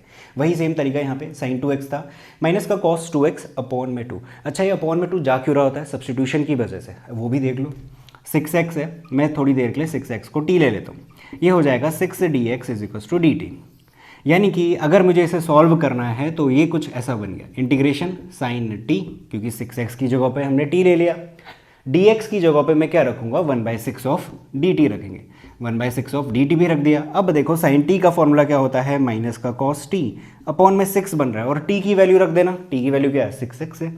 अगर आप रखोगे तो वही आपको मिलने वाला है जो मैंने अभी अभी आपको बताया। तो अगर आप ऐसे जाते हो, जैसे ये पुट करा फिर यहाँ पे पहुँचे, वो भी सही है। अगर आपको अच्छे से डायरेक्टली समझ में आ जाता है इन दोनों के बीच में डिफरेंस, तो वो भी बहुत बढ़िया बात है, क्योंकि हमारा जो टाइम है वो बचेगा कैलकुलेशन करते हुए। तो इसे नोट करो, काफ़ी अच्छा क्वेश्चन है। 2-3 फॉर्मूले हमने देखने को मिले और कैलकुलेशन भी हमें देखने को मिली, और डेरिवेटिव और इंटीग्रेशन के केस में क्या डिफरेंस रहता है वो भी हमने देख लिया।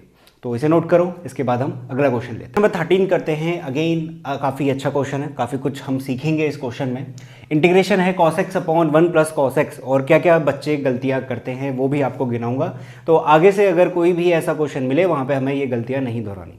पहली गलती तो ये सुन लो, cos x अपॉन में 1 प्लस cos x है। जैसे अभी मैं यहाँ पे कर रहा था, मान लेते हैं मेरे पास क्या था, एक क्वेश्चन करा हुआ था sine square x plus cos square x था, और नीचे प्रोडक्ट में कुछ लिखा हुआ था साइन x और cos x।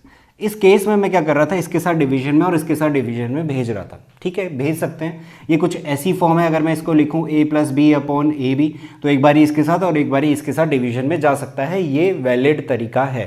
ठीक है, बट यहाँ पे कुछ बच्चे ऐसी मिस्टेक कर देते हैं कि इसको भी ऐसा ही फॉर्म समझ के इसको कुछ ऐसा लिख देते हैं। क्या लिख देते हैं, इस 1 को सोचते हैं कि इसके साथ भेज दिया जाए, तो ये हो गया cos x अपॉन 1। ठीक है, प्लस फिर इस cos x को cos x के साथ भेज दिया जाए, कैंसिल हो गया, 1 बन गया, फिर इंटीग्रेट कर देंगे। कुछ बच्चों की बात कर रहा हूँ और ये देखा हुआ है मैंने, जिस वजह से मैं ये चीज़ बता रहा हूँ। तो अगर आप ऐसी मिस्टेक करते हैं, ये सिली मिस्टेक है, इसको मत करना। हमारे पास हमेशा अगर ऐसी फॉर्म है तो ही हम भेजेंगे। तो यहाँ पे हमें ये चीज़ नहीं करनी। पहली बात तो ये नोट डाउन कर लेना। यहाँ पे हमें कुछ फॉर्मूले लगने वाले हैं, जिन फॉर्मूले की मदद से हम इस क्वेश्चन को करेंगे। उससे पहले लॉजिक सुन लो कि इस तरीके का क्वेश्चन करना क्या है। अब देखो क्वेश्चन क्या है, नीचे मेरे पास एडिशन की फॉर्म में है, ठीक है, ऊपर क्या है, मेरे पास एक सिंगल फंक्शन है cos x। अगर हम कुछ ऐसा करें कि ऊपर मेरे पास एडिशन की फॉर्म बन जाए जैसे यहाँ बन रही थी, और नीचे मेरे पास मल्टीप्लिकेशन की फॉर्म बन जाए जैसे यहाँ बन रही थी, तो फिर मैं पर्टिकुलर के साथ, जैसे यहाँ पे भेजते हैं ना, पर्टिकुलर के साथ डिवीजन में फिर इंटीग्रेट करते हैं, तो तब मैं इस क्वेश्चन को कर सकता हूँ। तो ये लॉजिक है, ये अप्रोच है, और ये जो मिस्टेक मैंने गिनाई है, इन चीज़ों का आपको ध्यान रखना है। अब करना कैसे, देखो cos x के जितने भी फॉर्मूले हैं ना, आपको सबको अच्छे से याद कर लो। cos 2x की बात कर रहा हूँ मैं, बेहद इंपॉर्टेंट फॉर्मूला रहता है। cos 2x का एक फॉर्मूला तो मैं अभी फिलहाल इस क्वेश्चन के लिए यूज़ कर रहा हूँ, जो कि है cos स्क्वायर x माइनस का sine square x।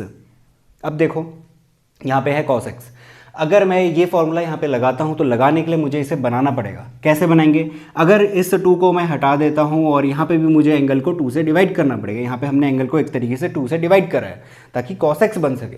cos x की जगह पे ये बनेगा।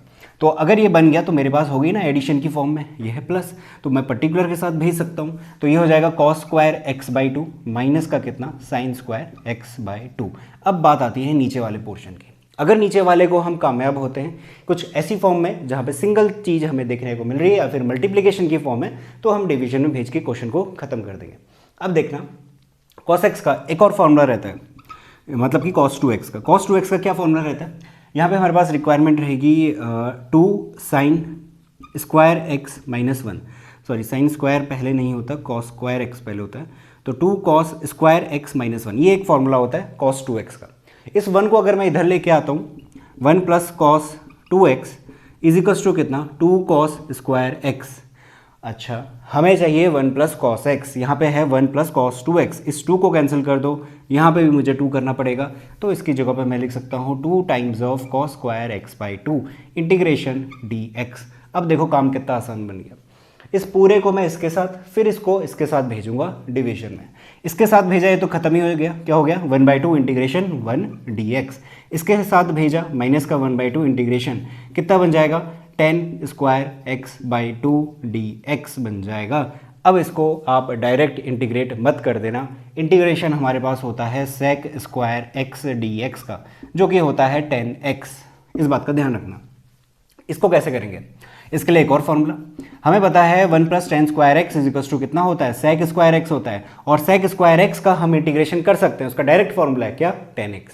तो हम इसके पास जाएंगे, तो ten square x by to की जगह पहले तो मैं लिख लेता हूँ, फिर हम इंटीग्रेट करेंगे 1dx माइनस 1/2 इंटीग्रेशन, तो ये हो जाएगा sec square x by two minus का 1 इंटीग्रेशन dx। इंटीग्रेट कर देते, ये हो जाएगा x/2 माइनस का 1/2। अब देखिए integration sec square x by two, तो इसका होगा, हमें पता है सेक स्क्वायर एक्स का कितना होता है, 10x होता है, तो sec square x by two का भी कितना होगा, 10x/2 ही रहेगा, मगर x/2 को दोबारा हम डिफ्रेंशिएट करेंगे और डिवाइड करेंगे, बिल्कुल वैसा ही है जैसे अभी अभी एक क्वेश्चन हमने करा था। यहाँ पे सब्स्टिट्यूशन का यूज़ हो रहा है, बट ज़्यादा लेंदी ना हो इस वजह से मैं वो यूज़ नहीं कर रहा हूँ, हम डायरेक्ट शॉर्टकट करेंगे ताकि कैलकुलेशन में हमारा टाइम बचे। तो sec square x by two, 10x/2, x/2 को दोबारा करूँगा 1/2 आएगा, 2 को रेसिप्रोकल कर दूंगा तो फिर से 2 मल्टीप्लिकेशन में हो जाएगा, सिंपल सी प्रॉपर्टी है, हमारे पास कैलकुलेशन है। इसके बाद -1, इसका कितना हो जाएगा, x प्लस सी। अब देखो इसको चाहे तो फर्दर और सॉल्व कर सकते हो, इसको मल्टीप्लाई करूँगा तो -2 से 2 कैंसिल आउट हो जाएगा, ये हो जाएगा 10x/2, और ये इसके साथ जाएगा प्लस का कितना, x/2 प्लस सी, ये हमारे पास आंसर बन जाएगा। अच्छा x/2 दो बार आ रहा है, प्लस करोगे तो सिंपल क्या बच जाएगा हमारे पास, x, चाहे तो मैं इसको यहाँ पे लिख लेता हूँ, चलो ठीक है, x plus 10x/2 plus c, ये हमारे पास इसका आंसर आ गया। तो काफ़ी अच्छा क्वेश्चन है, बहुत सारी चीज़ें हमने इसमें देखी, हमें cos 2x के फॉर्मूला अच्छे से पता होने चाहिए, और ये भी कैलकुलेशन पता होनी चाहिए कि कैसे उनको हम डिराइव कर सकते हैं, कैसे बना सकते हैं, जो भी फॉर्म मैंने यहाँ पे बनाई थी। तो इसे नोट करो, इसके बाद मैं अगला क्वेश्चन लेता हूँ। तो क्वेश्चन नंबर 14 और 15 ले रहा हूँ इस वीडियो का। अगेन यहाँ पे जो भी कॉन्सेप्ट मैं बताऊंगा काफ़ी इंपॉर्टेंट है। cos x minus sign x upon में 1 प्लस साइन 2x। अब अगर आपके पास कभी भी इस तरीके की फॉर्म दिखाई दे नीचे 1 प्लस साइन 2x, क्या करोगे, देखना 1 प्लस साइन 2x, इसकी जगह पे मैं लिख सकता हूँ 2 साइन एक्स कॉस एक्स, बिल्कुल लिख सकते हैं, फॉर्मूला हमने देखा हुआ है, ठीक है। +1 देखो, +1 की जगह पे क्या हम लिख सकते हैं, sign square x plus cos square x, थोड़ा सा कंजस्टेड हो गया बट ये है कुछ ऐसा, sign square x plus cos square x plus इतना। अब देखो क्या ये कुछ ऐसी फॉर्म नहीं बन गई, sine x plus cos x का होल स्क्वायर, यानी कि a प्लस बी का होल स्क्वायर का फॉर्मूला। तो sine x plus cos x का होल स्क्वायर अगर मैं करता हूँ तो हमारे पास कुछ ऐसा देखने को मिलता है, और इसकी जगह पे उसने 1 लिखा हुआ है, और 2 साइन एक्स कॉस एक्स की जगह पे उसने साइन 2x लिखा हुआ है। तो इस तरीके से क्वेश्चन को घुमाया जाता है। बट अगर आपको ये तरीका पता चल गया कि ऐसे भी क्वेश्चन हो सकते हैं, तो आइंदा अगर आपको कभी भी ऐसी फॉर्म दिखाई दे तो आप तुरंत इस तरीके को अपनाओगे। अब देखो क्वेश्चन आसान हो गया, ये है cos x minus sine x, नीचे हम लिख सकते हैं वो चीज़, यानी कि sine x plus cos x का होल स्क्वायर। अब क्या करोगे, अब सिंपल सा सब्स्टिट्यूशन कर दो, नीचे वाले पोर्शन में sine x plus cos x दिखाई दे रहा है, इसको अगर मैं t लेता हूँ तो साइन एक्स का हो जाएगा कॉस एक्स, और कॉस एक्स का हो जाएगा माइनस का sine x dx is equals to dt। अब आप इस क्वेश्चन को अच्छे से कर सकते हो, cos x minus sine x ऊपर दिख रहा है ना, इंटीग्रेशन कितना हो जाएगा, integration dt upon t, log t कर देना, t की वैल्यू पुट कर देना, हो जाएगा सॉल्व। आखिरी वाला देखते हैं 15, इंटीग्रेशन 10⁴x dx। अच्छा, इसको मैं ऐसा भी कह सकता हूँ कि 10x की होल पावर 4 है, कुछ बच्चे कंफ्यूजन होते हैं इस बात पे भी कि 10 की पावर 4x है या फिर 10x की होल पावर 4 है, क्या दोनों बातें सेम होती हैं या नहीं होती है, सेम होती हैं। अब इस बात को क्या मैं ऐसा लिख सकता हूँ, इंटीग्रेशन 10 स्क्वायर एक्स इंटू में 10 स्क्वायर एक्स dx, ठीक है, बिल्कुल लिख सकते हैं।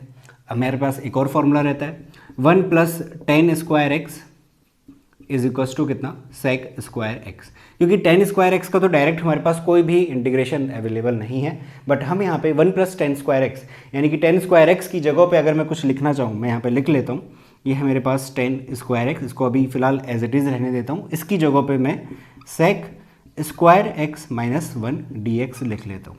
अब इसे ओपन कर लेते हैं, इसे ओपन करोगे तो ये कुछ ऐसा दिखेगा, 10 square x sec square x minus, इसको इधर भेजेंगे, इंटीग्रेशन 10 स्क्वायर एक्स dx, ठीक हो गया।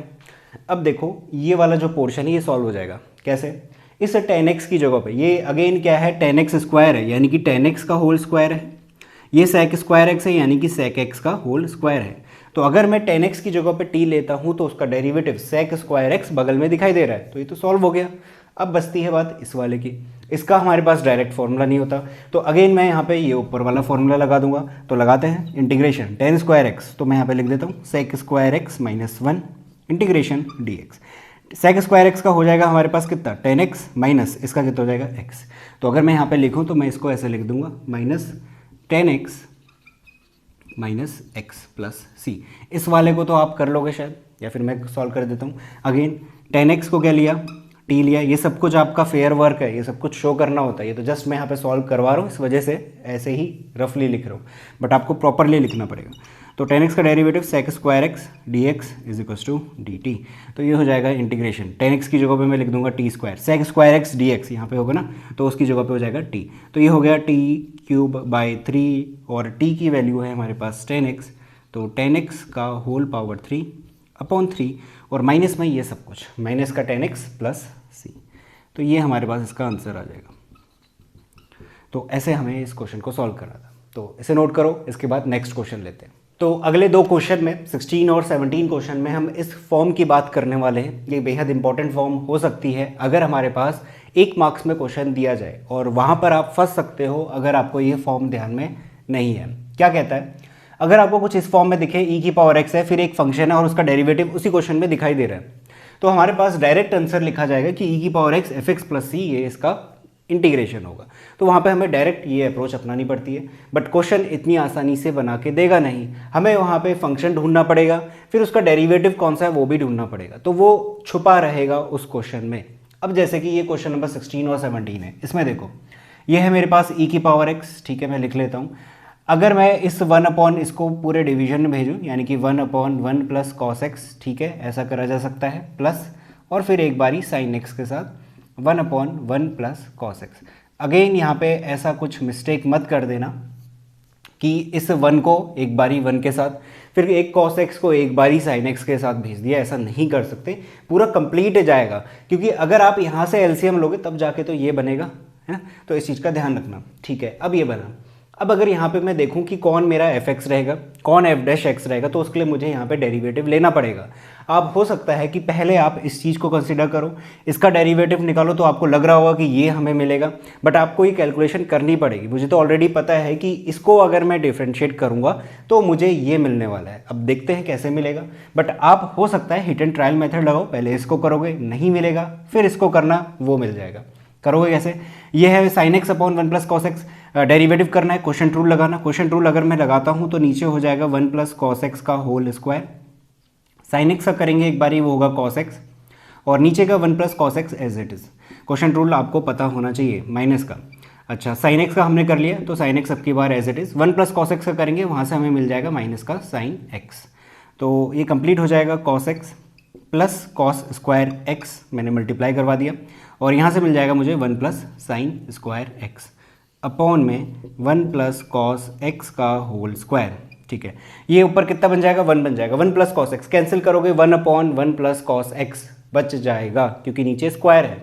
तो यानी कि इसको लिया आपने, डेरिवेटिव करा, ये दिखाई दे रहा है, तो इसका मतलब मेरे पास इसका डायरेक्ट आंसर क्या होगा, e to the power f x, यानी e to the power x sine x upon one plus cos x plus सी।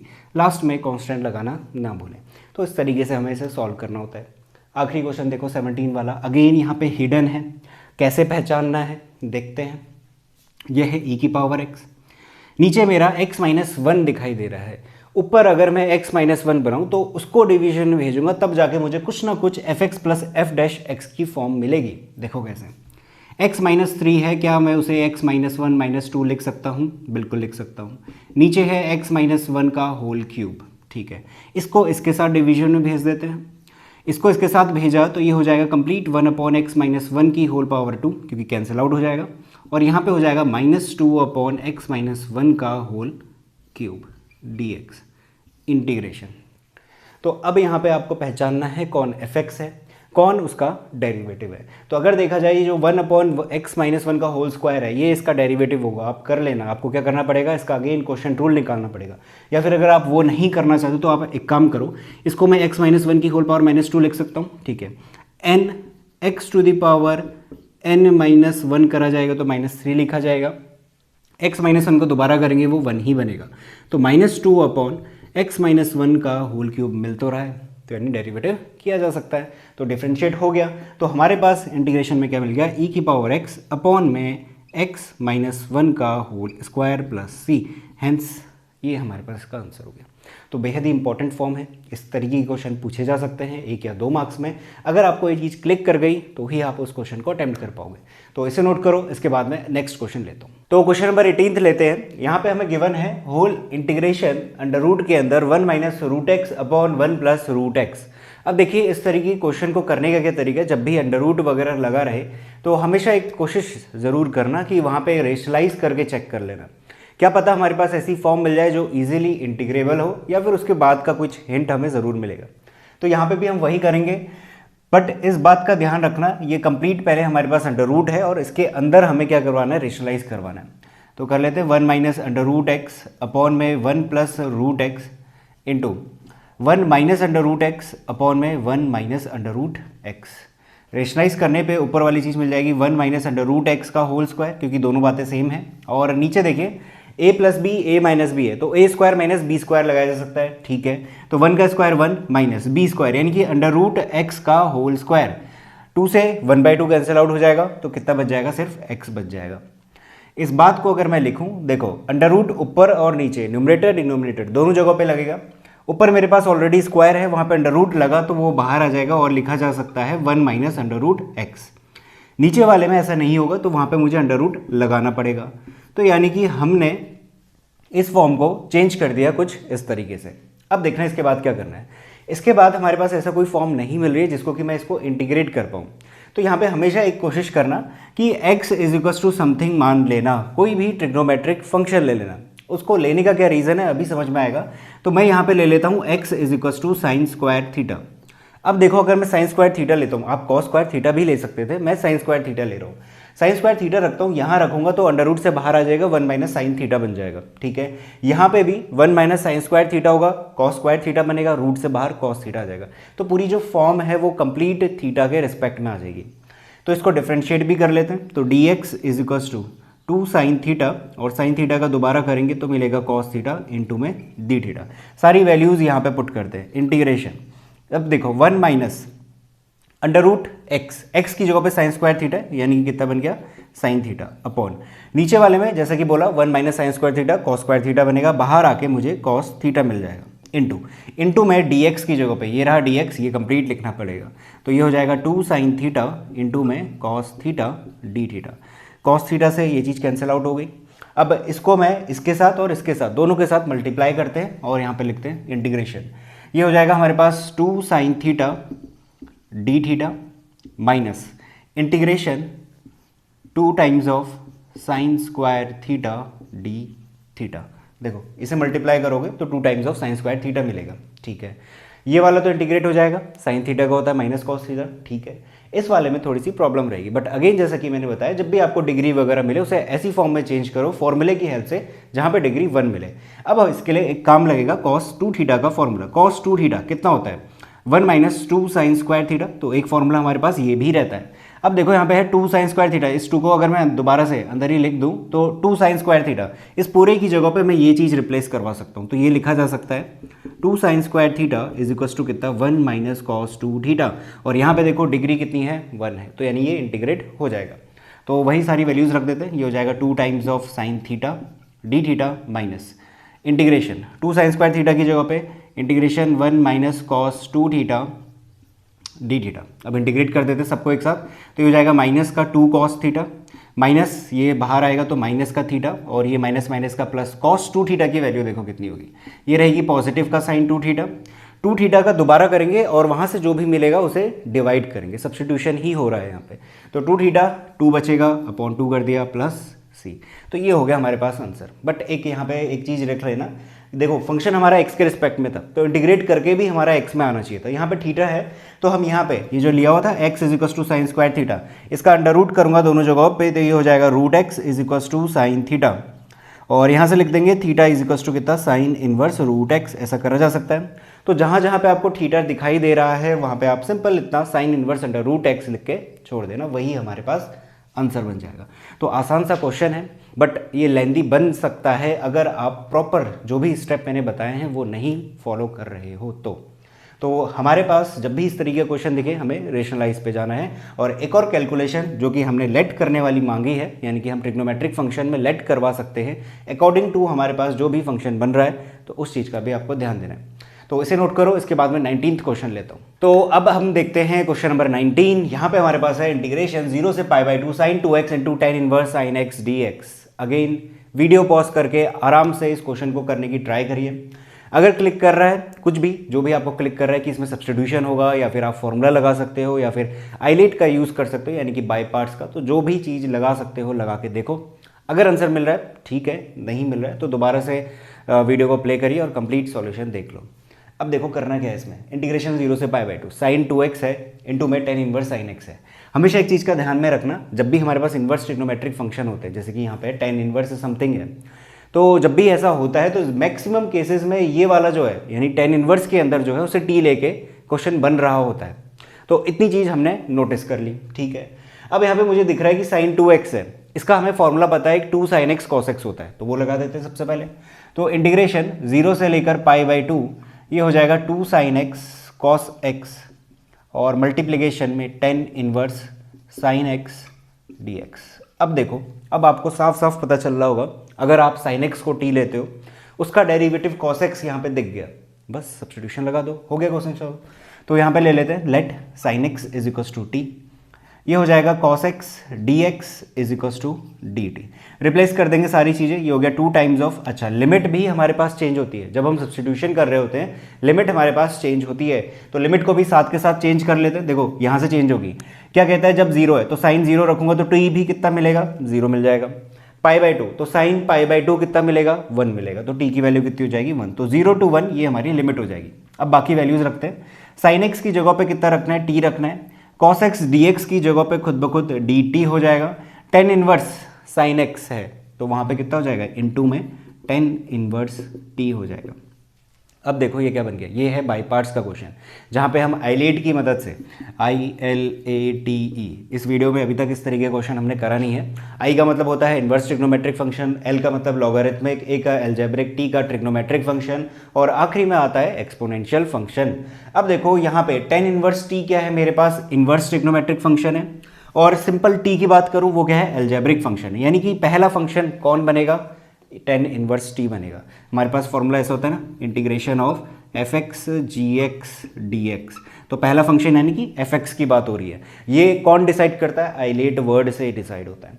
तो इसका फॉर्मूला रहता है fx एज इट इज़ रहेगा, इंटीग्रेशन ऑफ gx dx कर दो, minus whole integration f dash x कर दो, यानी fx फंक्शन का डेरिवेटिव कर दो, इंटीग्रेशन gx dx और फिर होल अगेन पूरा कितना इंटीग्रेशन होगा। तो ये कंप्लीट हमने फॉर्मूला पढ़ा हुआ है, यही हमें लगाना है इसमें। तो ये हो जाएगा हमारे पास 2 टाइम्स ऑफ इंटीग्रेशन 0 से लेकर 1 tan inverse t as it is रहेगा, और t वाले का हम क्या करेंगे, यहाँ पे इंटीग्रेशन करेंगे तो वो हो जाएगा t²/2, मैं डायरेक्ट लिख रहा हूँ, whole integration tan inverse t का डेरिवेटिव होगा, उसका होता है हमारे पास 1 अपॉन कितना हो जाएगा, t² + 1 हो जाएगा, इंटू t का अगेन इंटीग्रेशन करेंगे वो हो जाएगा t²/2 और ये हो गया dt according to this formula. ये कंप्लीट फॉर्मूला लगाया गया है इसमें, ठीक हो गया। अब हो जाएगा 2 टाइम्स ऑफ इंटीग्रेशन 0 से लेकर 1।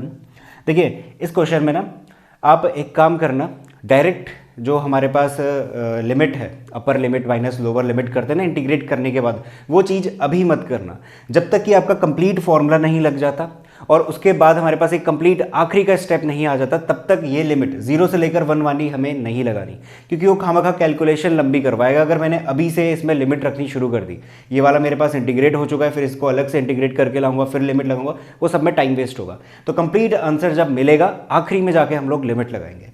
तो ये हो जाएगा 0 से लेकर 1 tan इनवर्स, सॉरी यहाँ पे 0 से लेकर 1 नहीं होगा, यहाँ पे तो हमने फॉर्मूला लगा चुके हैं ना, तो यहाँ पे फॉर्मूला नहीं होगा। तो 0 से लेकर 1 इस पूरे में हमने ये फॉर्मूला लगा दिया है, तो यहाँ पे हमारे पास लिमिट लगती है। तो इसका मतलब ये जब तक मैं सॉल्व करके नहीं लाऊंगा कंप्लीटली, तब तक मैं 0 से लेकर 1 वाली लिमिट नहीं लगाऊंगा। यहाँ पे ये चीज़ मैंने गलत लिख दी थी, इस बात का ध्यान रखना। ये फॉर्मूला है, फॉर्मूला लगा दिया है। अब देखो tan इनवर्स t, इसको मैं लिख सकता हूँ t² tan inverse t upon में पूरा t2 कर लेते हैं माइनस। अब यहाँ पे हम लोग इंटीग्रेट करेंगे दोबारा से। अब इसको कैसे करना है ये देखना, 1/2 मैं बाहर लेता हूँ, ठीक हो गया, इंटीग्रेशन t² है। अब देखना, अगर T square upon T square plus 1 ले रहा हूँ, वहाँ पे सब्सटीट्यूशन वगैरह तो काम नहीं आ सकता क्योंकि उसका डेरिवेटिव मुझे ऊपर दिख नहीं रहा। तो यहाँ पे एक काम करा जाता है, यहाँ पे बनाया जाता है किसके इक्वल, डिनोमिनेटर में जो है। ये वाली कैलकुलेशन भी इंपॉर्टेंट है। जब भी आप इस तरीके क्वेश्चन में फंसो तो क्या करो, +1 और -1 कर दो। अपॉन में कितना है, टी स्क्वायर प्लस 1 है, होल इंटीग्रेशन कितना, dt। अब देखो काम आसान बन गया। इसको इसके साथ डिवीजन में भेजना 1 बन जाएगा, इसको इसके साथ डिवीजन भेजना, इंटीग्रेट करोगे tan इनवर्स t बन जाएगा। देखते हैं कैसे। मैं इसको लिखता हूँ पूरी बात को। ये हो गया 2 times of T square by 2 tan inverse t minus integration हमें करना है, मैं ब्रैकेट लगा दे रहा हूँ पहले, और यहाँ पे है मेरे पास 1/2। इस पर्टिकुलर को मैं इसके साथ भेज रहा हूँ, ये तो हमारे पास 1 बन जाएगा, ये अंडरस्टूड है। तो 1 dt माइनस माइनस में हमारे पास इस पर्टिकुलर को इसके साथ भेजूंगा तो माइनस का 1/t स्क्वायर प्लस 1 बन जाएगा dt। ये चीज़ भी हमारे पास क्लियर हो गई। अब देखो 2 t square by 2 tan inverse t minus का 1/2, इसका हो जाएगा t माइनस इसका कितना होता है, tan इनवर्स t होता है, प्लस c लगाने की अभी फिलहाल ज़रूरत नहीं है क्योंकि हम यहाँ पे डेफिनेट इंटीग्रल के साथ डील करें, क्योंकि 0 से 1 हमें लिमिट रखनी है। तो अब आखिरी में जाके 0 से लेकर 1 में लिमिट रख दूंगा। ऐसे करोगे तो थोड़ा सा आसान बना रहता है। मैं ब्रैकेट भी ओपन कर लेता हूँ साथ के साथ, तो ये हो जाएगा माइनस का t/2 और इसके साथ भी होगा तो प्लस का tan इनवर्स t बन जाएगा। Upper limit minus lower limit करते हैं 2 टाइम्स।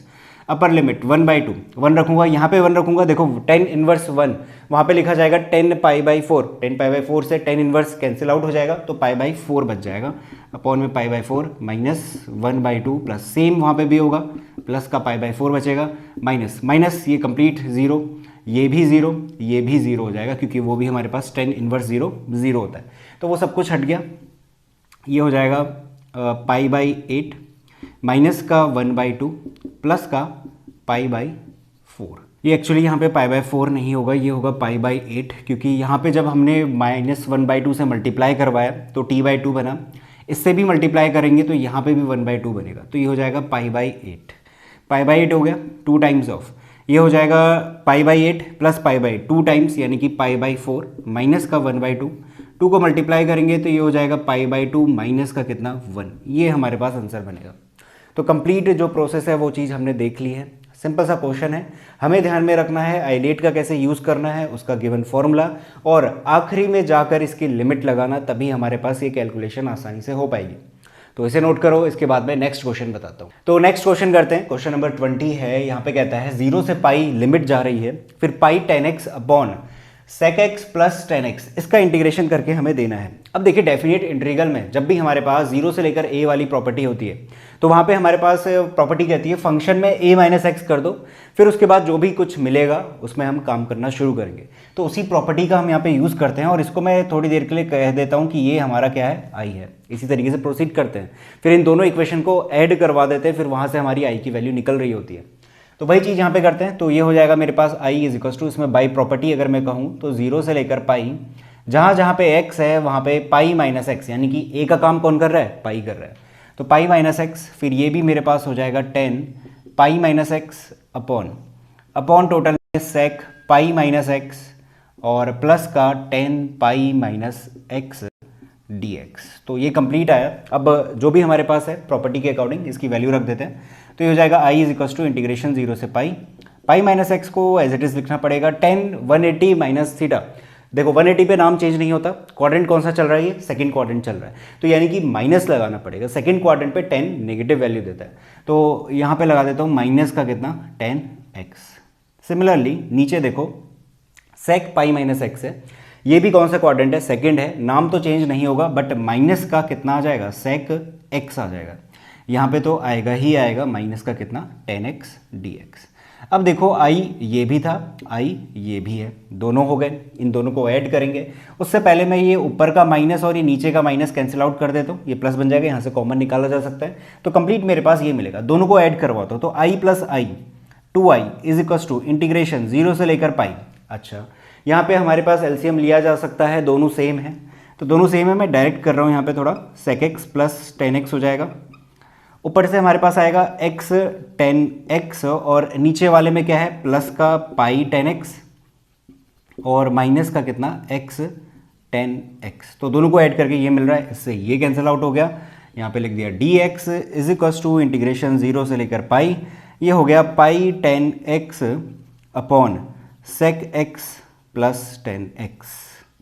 अब देखो हमारे पास ये वैल्यू मिल गई 2y। अब हो सकता है आपको ये लगे कि इसका फ़ायदा क्या हुआ, हमें तो फिर से दोबारा इसको इंटीग्रेट करना है, बट फ़ायदा ये देखो, यहाँ पे पहले x था, वेरिएबल था, अब क्या हो गया, पाई हो गया, यानी कि वो x हमने हटा दिया, तो थोड़ा सी यहाँ पे आसानी बन जाएगी। अब देखना करना क्या है, 10x की जगह पे sin x upon cos x लिख सकता हूँ, sec x 10x को भी sin x upon cos x की फॉर्म में लिखा जा सकता है। तो जब भी आप 10 या sec में 10 sec कोसेक या फिर कॉट वगैरह में हो तो उसको तुरंत ब्रेक करो साइन और कॉस में, तो वही चीज़ यहाँ पे करते हैं।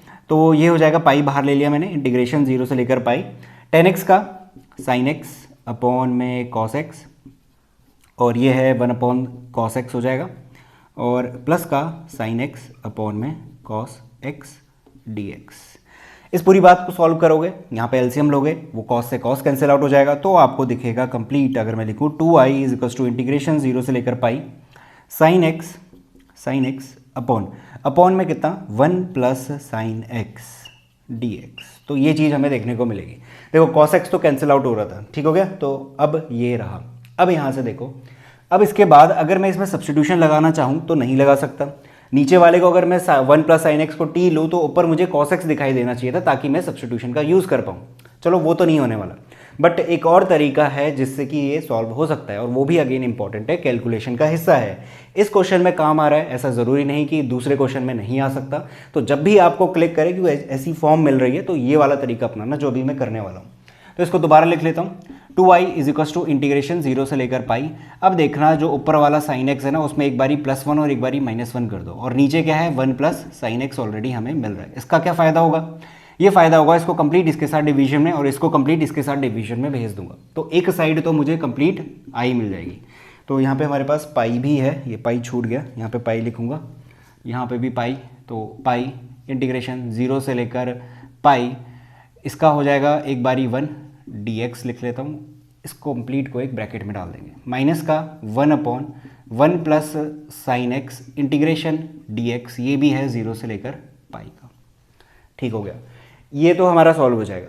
अब बात आती है इसकी 1 upon 1 plus sine x, again ये प्रॉब्लम क्रिएट कर रहा है, यहाँ पे सब्स्टिट्यूशन वगैरह नहीं लगा सकते, तो क्या करते हैं, इस वाले को मैं दोबारा से यहाँ ले आता हूँ और इसको मैं 1 मार्क कर दूंगा, पिछले क्वेश्चन जैसा ही, इसका कुछ और नाम दे देते हैं, इसको i1 कह देता हूँ, ये i चल रहा था सिंपल, इसको i1 कह देता हूँ। i1 is equals to integration 0 से लेकर पाई 1 अपॉन ये है, इसको मैं रेशनलाइज कर रहा हूँ, 1 प्लस साइन एक्स है, 1 माइनस साइन एक्स, और 1 माइनस साइन एक्स से मल्टीप्लाई और डिवाइड, तो ये हो जाएगा 1 माइनस साइन एक्स अपॉन, नीचे बन जाएगा 1 minus sign square x A plus b a minus B, तो इसको लिखा जाएगा इंटीग्रेशन 0 से लेकर पाई 1 माइनस साइन एक्स अपॉन, अच्छा 1 माइनस साइन स्क्वायर एक्स क्या बन जाएगा, कॉस स्क्वायर एक्स बन जाएगा। अब देखो इससे हुआ क्या, इससे ये हुआ, नीचे मेरे पास एक सिंगल टर्म बच गई, ऊपर मेरे पास एडिशन वगैरह की फॉर्म में आ गया। अब मैं इसको पर्टिकुलर इसके साथ और इसके साथ डिवीजन में भेज सकता हूँ, भेज के देखते हैं। ये हो जाएगा इज इक्वल्स टू इंटीग्रेशन 0 से लेकर पाई इसको भेजूंगा, ये हो जाएगा sec square x d x, जिसका कि फॉर्मूला हमें पता है, माइनस इंटीग्रेशन 0 से लेकर पाई, यहाँ अगर भेजूंगा sign x upon cos square x है,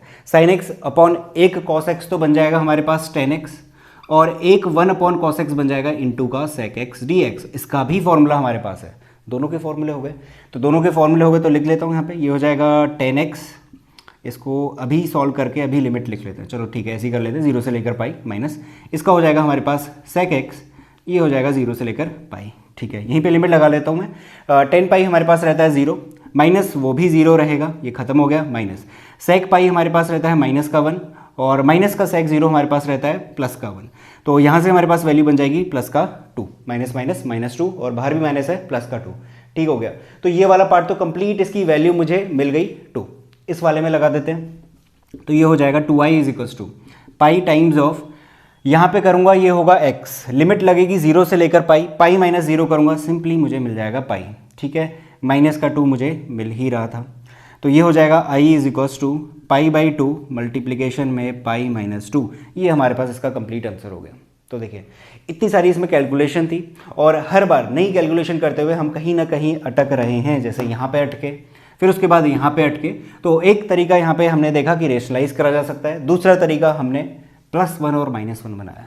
तो ये सब कुछ कैलकुलेशन के हिस्से हैं, इनको ध्यान में रखिएगा, इसे नोट करिए, इसके बाद मैं नेक्स्ट क्वेश्चन लेता हूँ। तो क्वेश्चन नंबर 21 है। 21 क्वेश्चन में हमारे पास गिवन है इंटीग्रेशन π/6 से लेकर π/3 और दिस थिंग हमें गिवन है। ठीक है, अब देखो यहाँ पे होता क्या है, यहाँ पे एक प्रॉपर्टी हमें क्लिक करती है। अगर आपने प्रॉपर्टीज़ अच्छे से पढ़ी हैं तो हर बच्चे को एक प्रॉपर्टी ज़रूर क्लिक करती है कि f(a) - b f(x) dx हमने पढ़ा हुआ था कि ये देता है a से b फंक्शन में a + b - x dx। और इस तरीके के क्वेश्चन आपने R.D. शर्मा वगैरह से प्रैक्टिस भी करे होंगे, जहाँ पे उसका सम रख के उसे -x करवाया जाता है। अच्छा, जनरली ये देखा जाता है π/6 + π/3 करूँगा तो π/2 मिलेगा, यानी 90 - x करेंगे। 90 पे नाम चेंज वगैरह करे जाते हैं, साइन वगैरह चेंज तो नहीं होंगे बट नाम ज़रूर चेंज होंगे। तो वहाँ से आइडिया आता है कि अगर नाम वगैरह चेंज हो रहे तो कुछ ना कुछ ऐसा मिल सकता है जिससे कि ये चेंज हो जाए ऐसी फॉर्म में जिसको कि हम इंटीग्रेट कर पाएँ। ठीक है, लॉजिक सही लगा रहे हो, आई वगैरह लेके लेट करोगे फिर दोनों को ऐड करोगे, बट यहाँ पे एक दिक्कत है। अगर आप ये प्रॉपर्टीज़ में लगाते हो, आप ट्राई करिएगा एक बारी, क्योंकि ट्राई करोगे, देखोगे, सीखोगे कि ये चीज़ से नहीं आ रहा है आंसर, तभी जाके एक्स्ट्रा नॉलेज हमारी बढ़ती है। तो देखो, अगर आप इसको ट्राई करोगे तो आपको एज इट इज सेम यही वैल्यू दोबारा से मिल जाएगी। करना एक बारी ट्राई, बट उसका कोई कंक्लूजन नहीं निकाल पाओगे। तो यहाँ पे ये प्रॉपर्टी नहीं लगानी है। करना क्या है वो देखते हैं पहले, और ये बेहद इंपॉर्टेंट क्वेश्चन है। आई = ले लूँगा सबसे पहले, तो ये लेना ही लेना है, बहुत इंपॉर्टेंट क्वेश्चन है। यहाँ पे जो जो स्टेप बताऊँगा उसे ध्यान से देखना। यहाँ पे क्या करा, आई = ये है तो मैं पहले नॉर्मल इस फंक्शन को लेता हूँ क्योंकि इसके साथ हमें थोड़ा सा कैलकुलेशन करनी है। sin x + cos x है। थोड़ा सा लॉजिक स्टार्टिंग का अगर क्या अप्रोच लगानी है वो मैं बताऊँ तो वो ये है। ऊपर मुझे दिख रहा है sin x + cos x। ठीक है, अगर नीचे किसी तरीके से sin x - cos x लिया जाए, बना दिया जाए, बनाना पड़ेगा, अगर बना दिया जाए तो उसका डेरिवेटिव, अगर डेरिवेटिव करूँगा तो ऊपर वाली चीज़ मुझे देखने को मिलेगी। तो यानी कि यहाँ पे सब्स्टिट्यूशन अप्लाई करा जा सकता है। अगर वैसा हमने बनाया तो वही यहाँ पे बनाने की कोशिश करी जाती है। अब आप सोचोगे नीचे है √sin 2x, कैसे बनाएंगे, देखना कैसे बनाते हैं। अंडर रूट है, इस अंडर रूट के अंदर मैंने माइनस और माइनस का sin 2x लिख दिया। ठीक है, लिख सकते हैं, माइनस माइनस फिर से प्लस बन जाएगा, कुछ फ़र्क ही नहीं पड़ना उसमें। ठीक हो गया, तो माइनस का sin 2x। अच्छा, माइनस ही क्यों लिया, इसका भी लॉजिक है, वो अभी आपको समझ में आएगा। ये हो जाएगा sin x प्लस का cos x upon under root. Minus को मैं ऐसे ही रहने देता हूँ। अब देखो ये है sin 2x। ठीक है, क्या इसको मैं ऐसा लिख सकता हूँ, -2 sin x cos x? हाँ बिल्कुल लिख सकते हैं, फॉर्मूला है हमारे पास। ठीक है, इसी ब्रैकेट के अंदर मैं एक बारी 1 को घटा रहा हूँ और एक बारी 1 को बढ़ा रहा हूँ। +1 करा हुआ है, ये माइनस ऑलरेडी था, तो 1 माइनस दिस, 1 से 1 कैंसिल करूंगा, माइनस से माइनस मल्टीप्लाई होगा। इस फॉर्मूले को sin 2x लिखा जाएगा, सब कुछ वही मिल जाएगा जो क्वेश्चन डिमांड कर रहा था। तो उसी चीज़ को हमने यहाँ तक ले आए।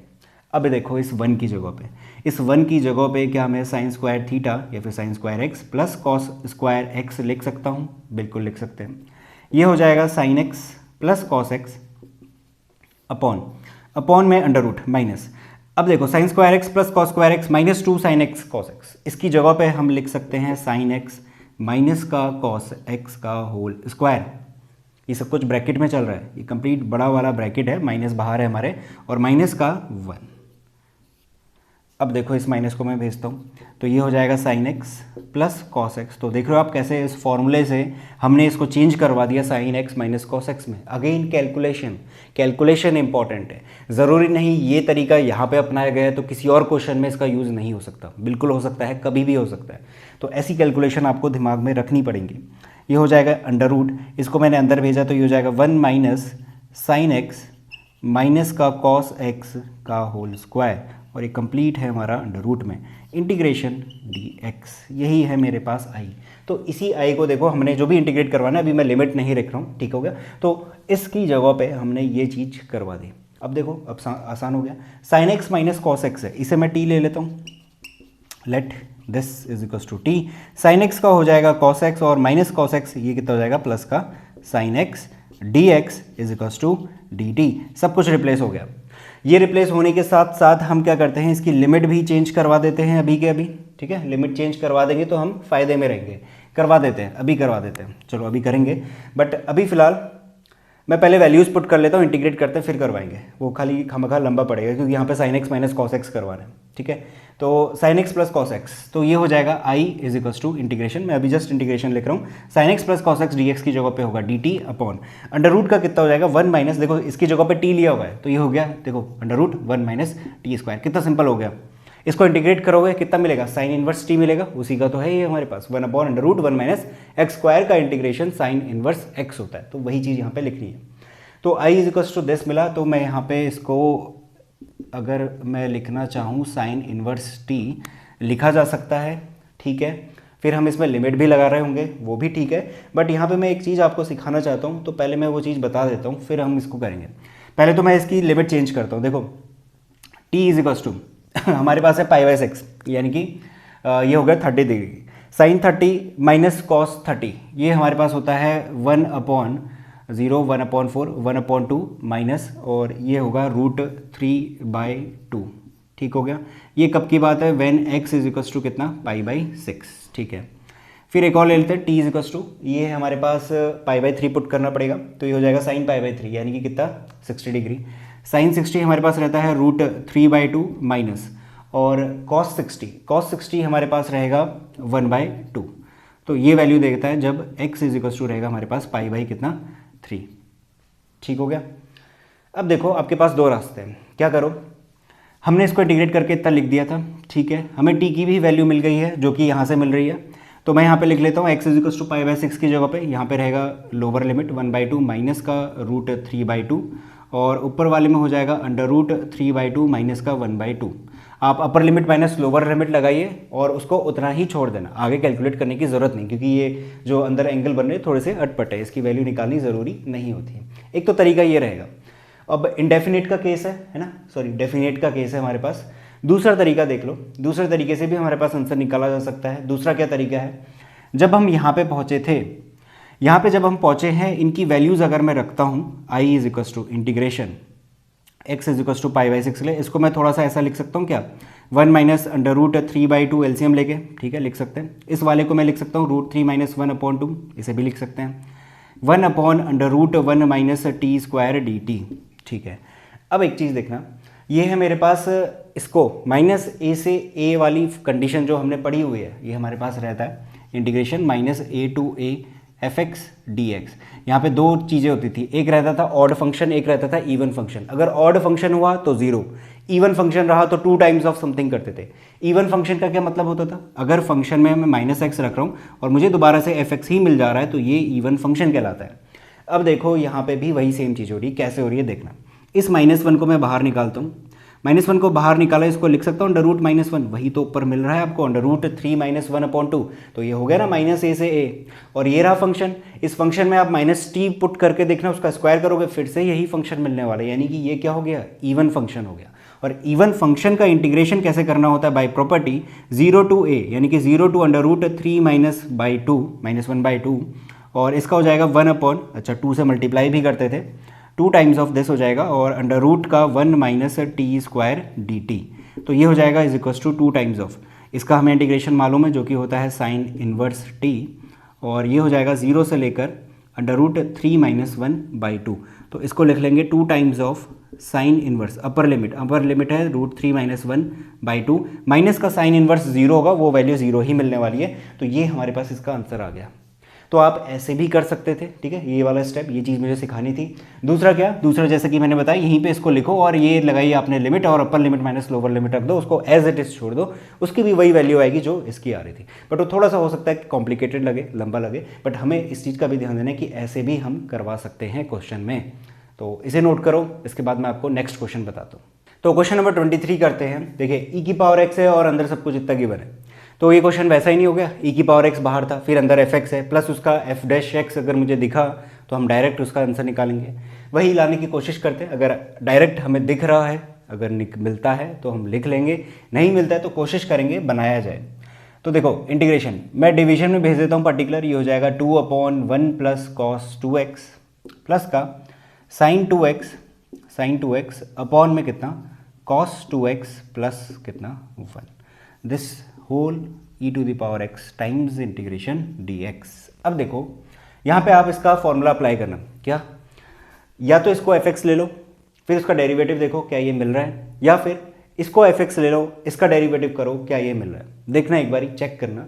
मैं इसको कुछ अलग तरीके से करता हूँ, मैं क्या करूँगा, हमने फॉर्मूला पढ़ा हुआ है cos 2x is equal to कितना 2 cos² x माइनस 1, -1 को इधर लेके आता हूँ, 1 प्लस कॉस 2x दिख रहा है नीचे, यहाँ पे देखो इस 1 को इधर लेके आऊँगा तो ये हो जाएगा -1 से हट के यहाँ पे 1 प्लस कॉस 2x, तो 2 कॉस स्क्वायर x लिखा जा सकता है, ठीक है। तो 2/2 कॉस स्क्वायर x लिख दिया, प्लस ऊपर है मेरे पास sin 2x जिसको कि 2 sin x cos x लिखा जा सकता है। नीचे भी मेरे पास 1 प्लस कॉस 2x है, उसकी जगह पे भी मैं क्या लिख दूंगा 2 times of cos square x लिख दूंगा, इंटीग्रेशन dx और e की पावर x मल्टीप्लाई में है। अच्छा 2 से 2 गया, 2 से 2 गया, एक कॉस है ये गया, इसकी जगह पे लिख दिया जाएगा sec स्क्वायर x, ये है e की पावर x इंटीग्रेशन प्लस का कितना, यहाँ पे देखो sin x है और cos x बच रहा है, वो हो जाएगा मेरे पास सिंपल कितना tan x dx।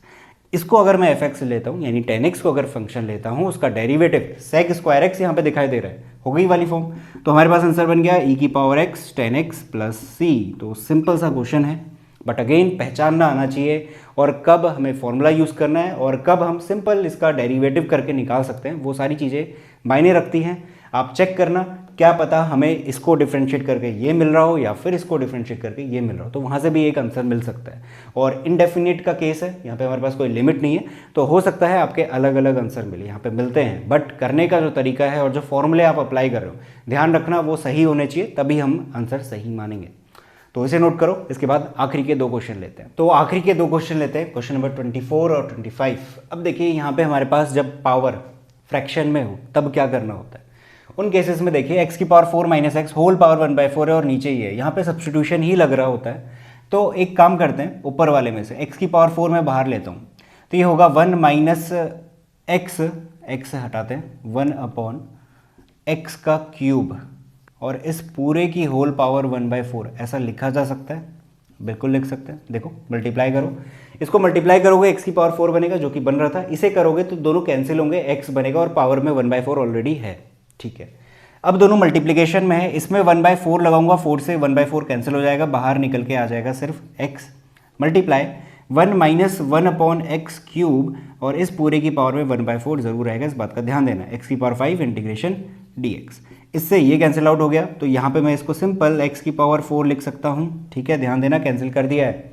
अब देखो अब लगेगा सब्स्टिट्यूशन, क्या करेंगे 1 माइनस 1/x क्यूब को ले लेना t, डिफ्रेंशिएट करना 1 हो जाएगा 0 माइनस इसका डिफ्रेंशिएट करना ये है x की पावर -3, इस -3 को मैं लिखूंगा n x to the power n-1 जो कि बन जाएगा माइनस का 3/x की पावर 4, तो यानी ये हो जाएगा -3/x की power 4 dx is equals to dt।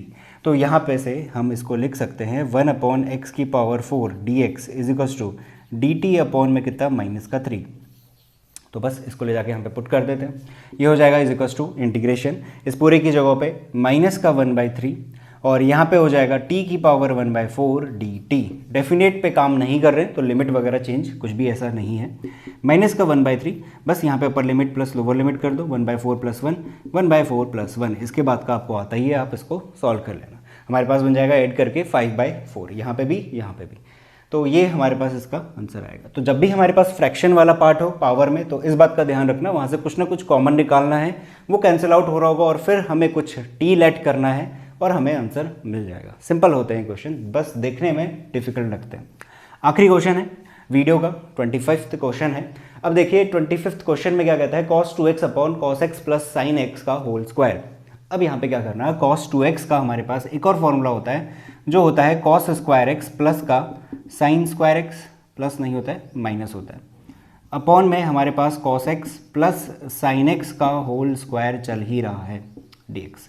अब देखो a square minus b square लगाया जा सकता है, तो ये हो जाएगा cos x plus sin x और मल्टीप्लिकेशन में cos x minus sin x upon में cos x plus sin x का होल स्क्वायर। इससे होगा क्या, ये वाला कंप्लीट कैंसिल आउट हो गया, हमें दिख गया cos x minus sin x upon में cos x प्लस का कितना sin x dx। अब देखो नीचे वाले को टी लेट करना, cos x plus sin x को टी करोगे, sin x का बन जाएगा cos x का बन जाएगा माइनस sin x, ऊपर वाला कंप्लीट रिप्लेस हो गया, तो ये बन जाएगा इंटीग्रेशन dt अपॉन टी। मैं डायरेक्ट कर रहा हूँ, आपको अगर समझ में नहीं आ रहा है तो पहले टी लेट करके देखो और सारी वैल्यूज़ पुट करना, cos x plus sin x plus का कितना c, ये हो गया हमारे पास आंसर। तो कंप्लीट हो गई हमारी वीडियो। इस वीडियो के लिए मैंने सिर्फ 25 क्वेश्चन पिक करे थे। अब आपको सिर्फ ये 25 क्वेश्चंस के भरोसे नहीं रहना है। मैंने सिर्फ एनसीईआरटी के वो 25 क्वेश्चन लिए हैं जो कि इंपॉर्टेंट है, जिसमें हमें नई नई कैलकुलेशन देखने को मिलती है और वो हमारे लिए इंपॉर्टेंट बन जाती है। अब आपका काम बनता है कि इसके अलावा भी आप क्वेश्चंस करिए जितने ज़्यादा हो सकें। वहाँ पे भी आपको अलग तरीके की कैलकुलेशन देखने को मिलेगी। हो सकता है यही मिल जाए, इन्हीं का डायरेक्ट इनडायरेक्ट यूज़ हो रहा हो, या फिर इसके अलावा भी हो सकता है। तो वीडियो खत्म होने के बाद और भी क्वेश्चन आप लगाओ इंटीग्रेशन के। तो मिलते हैं नेक्स्ट वीडियो पे, जहाँ पे मैं इसी तरीके के क्वेश्चंस आपके लाया करूँगा। और अगर आपको वीडियो पसंद आती है तो लाइक और कमेंट ज़रूर करिएगा। Thank you so much for watching this video.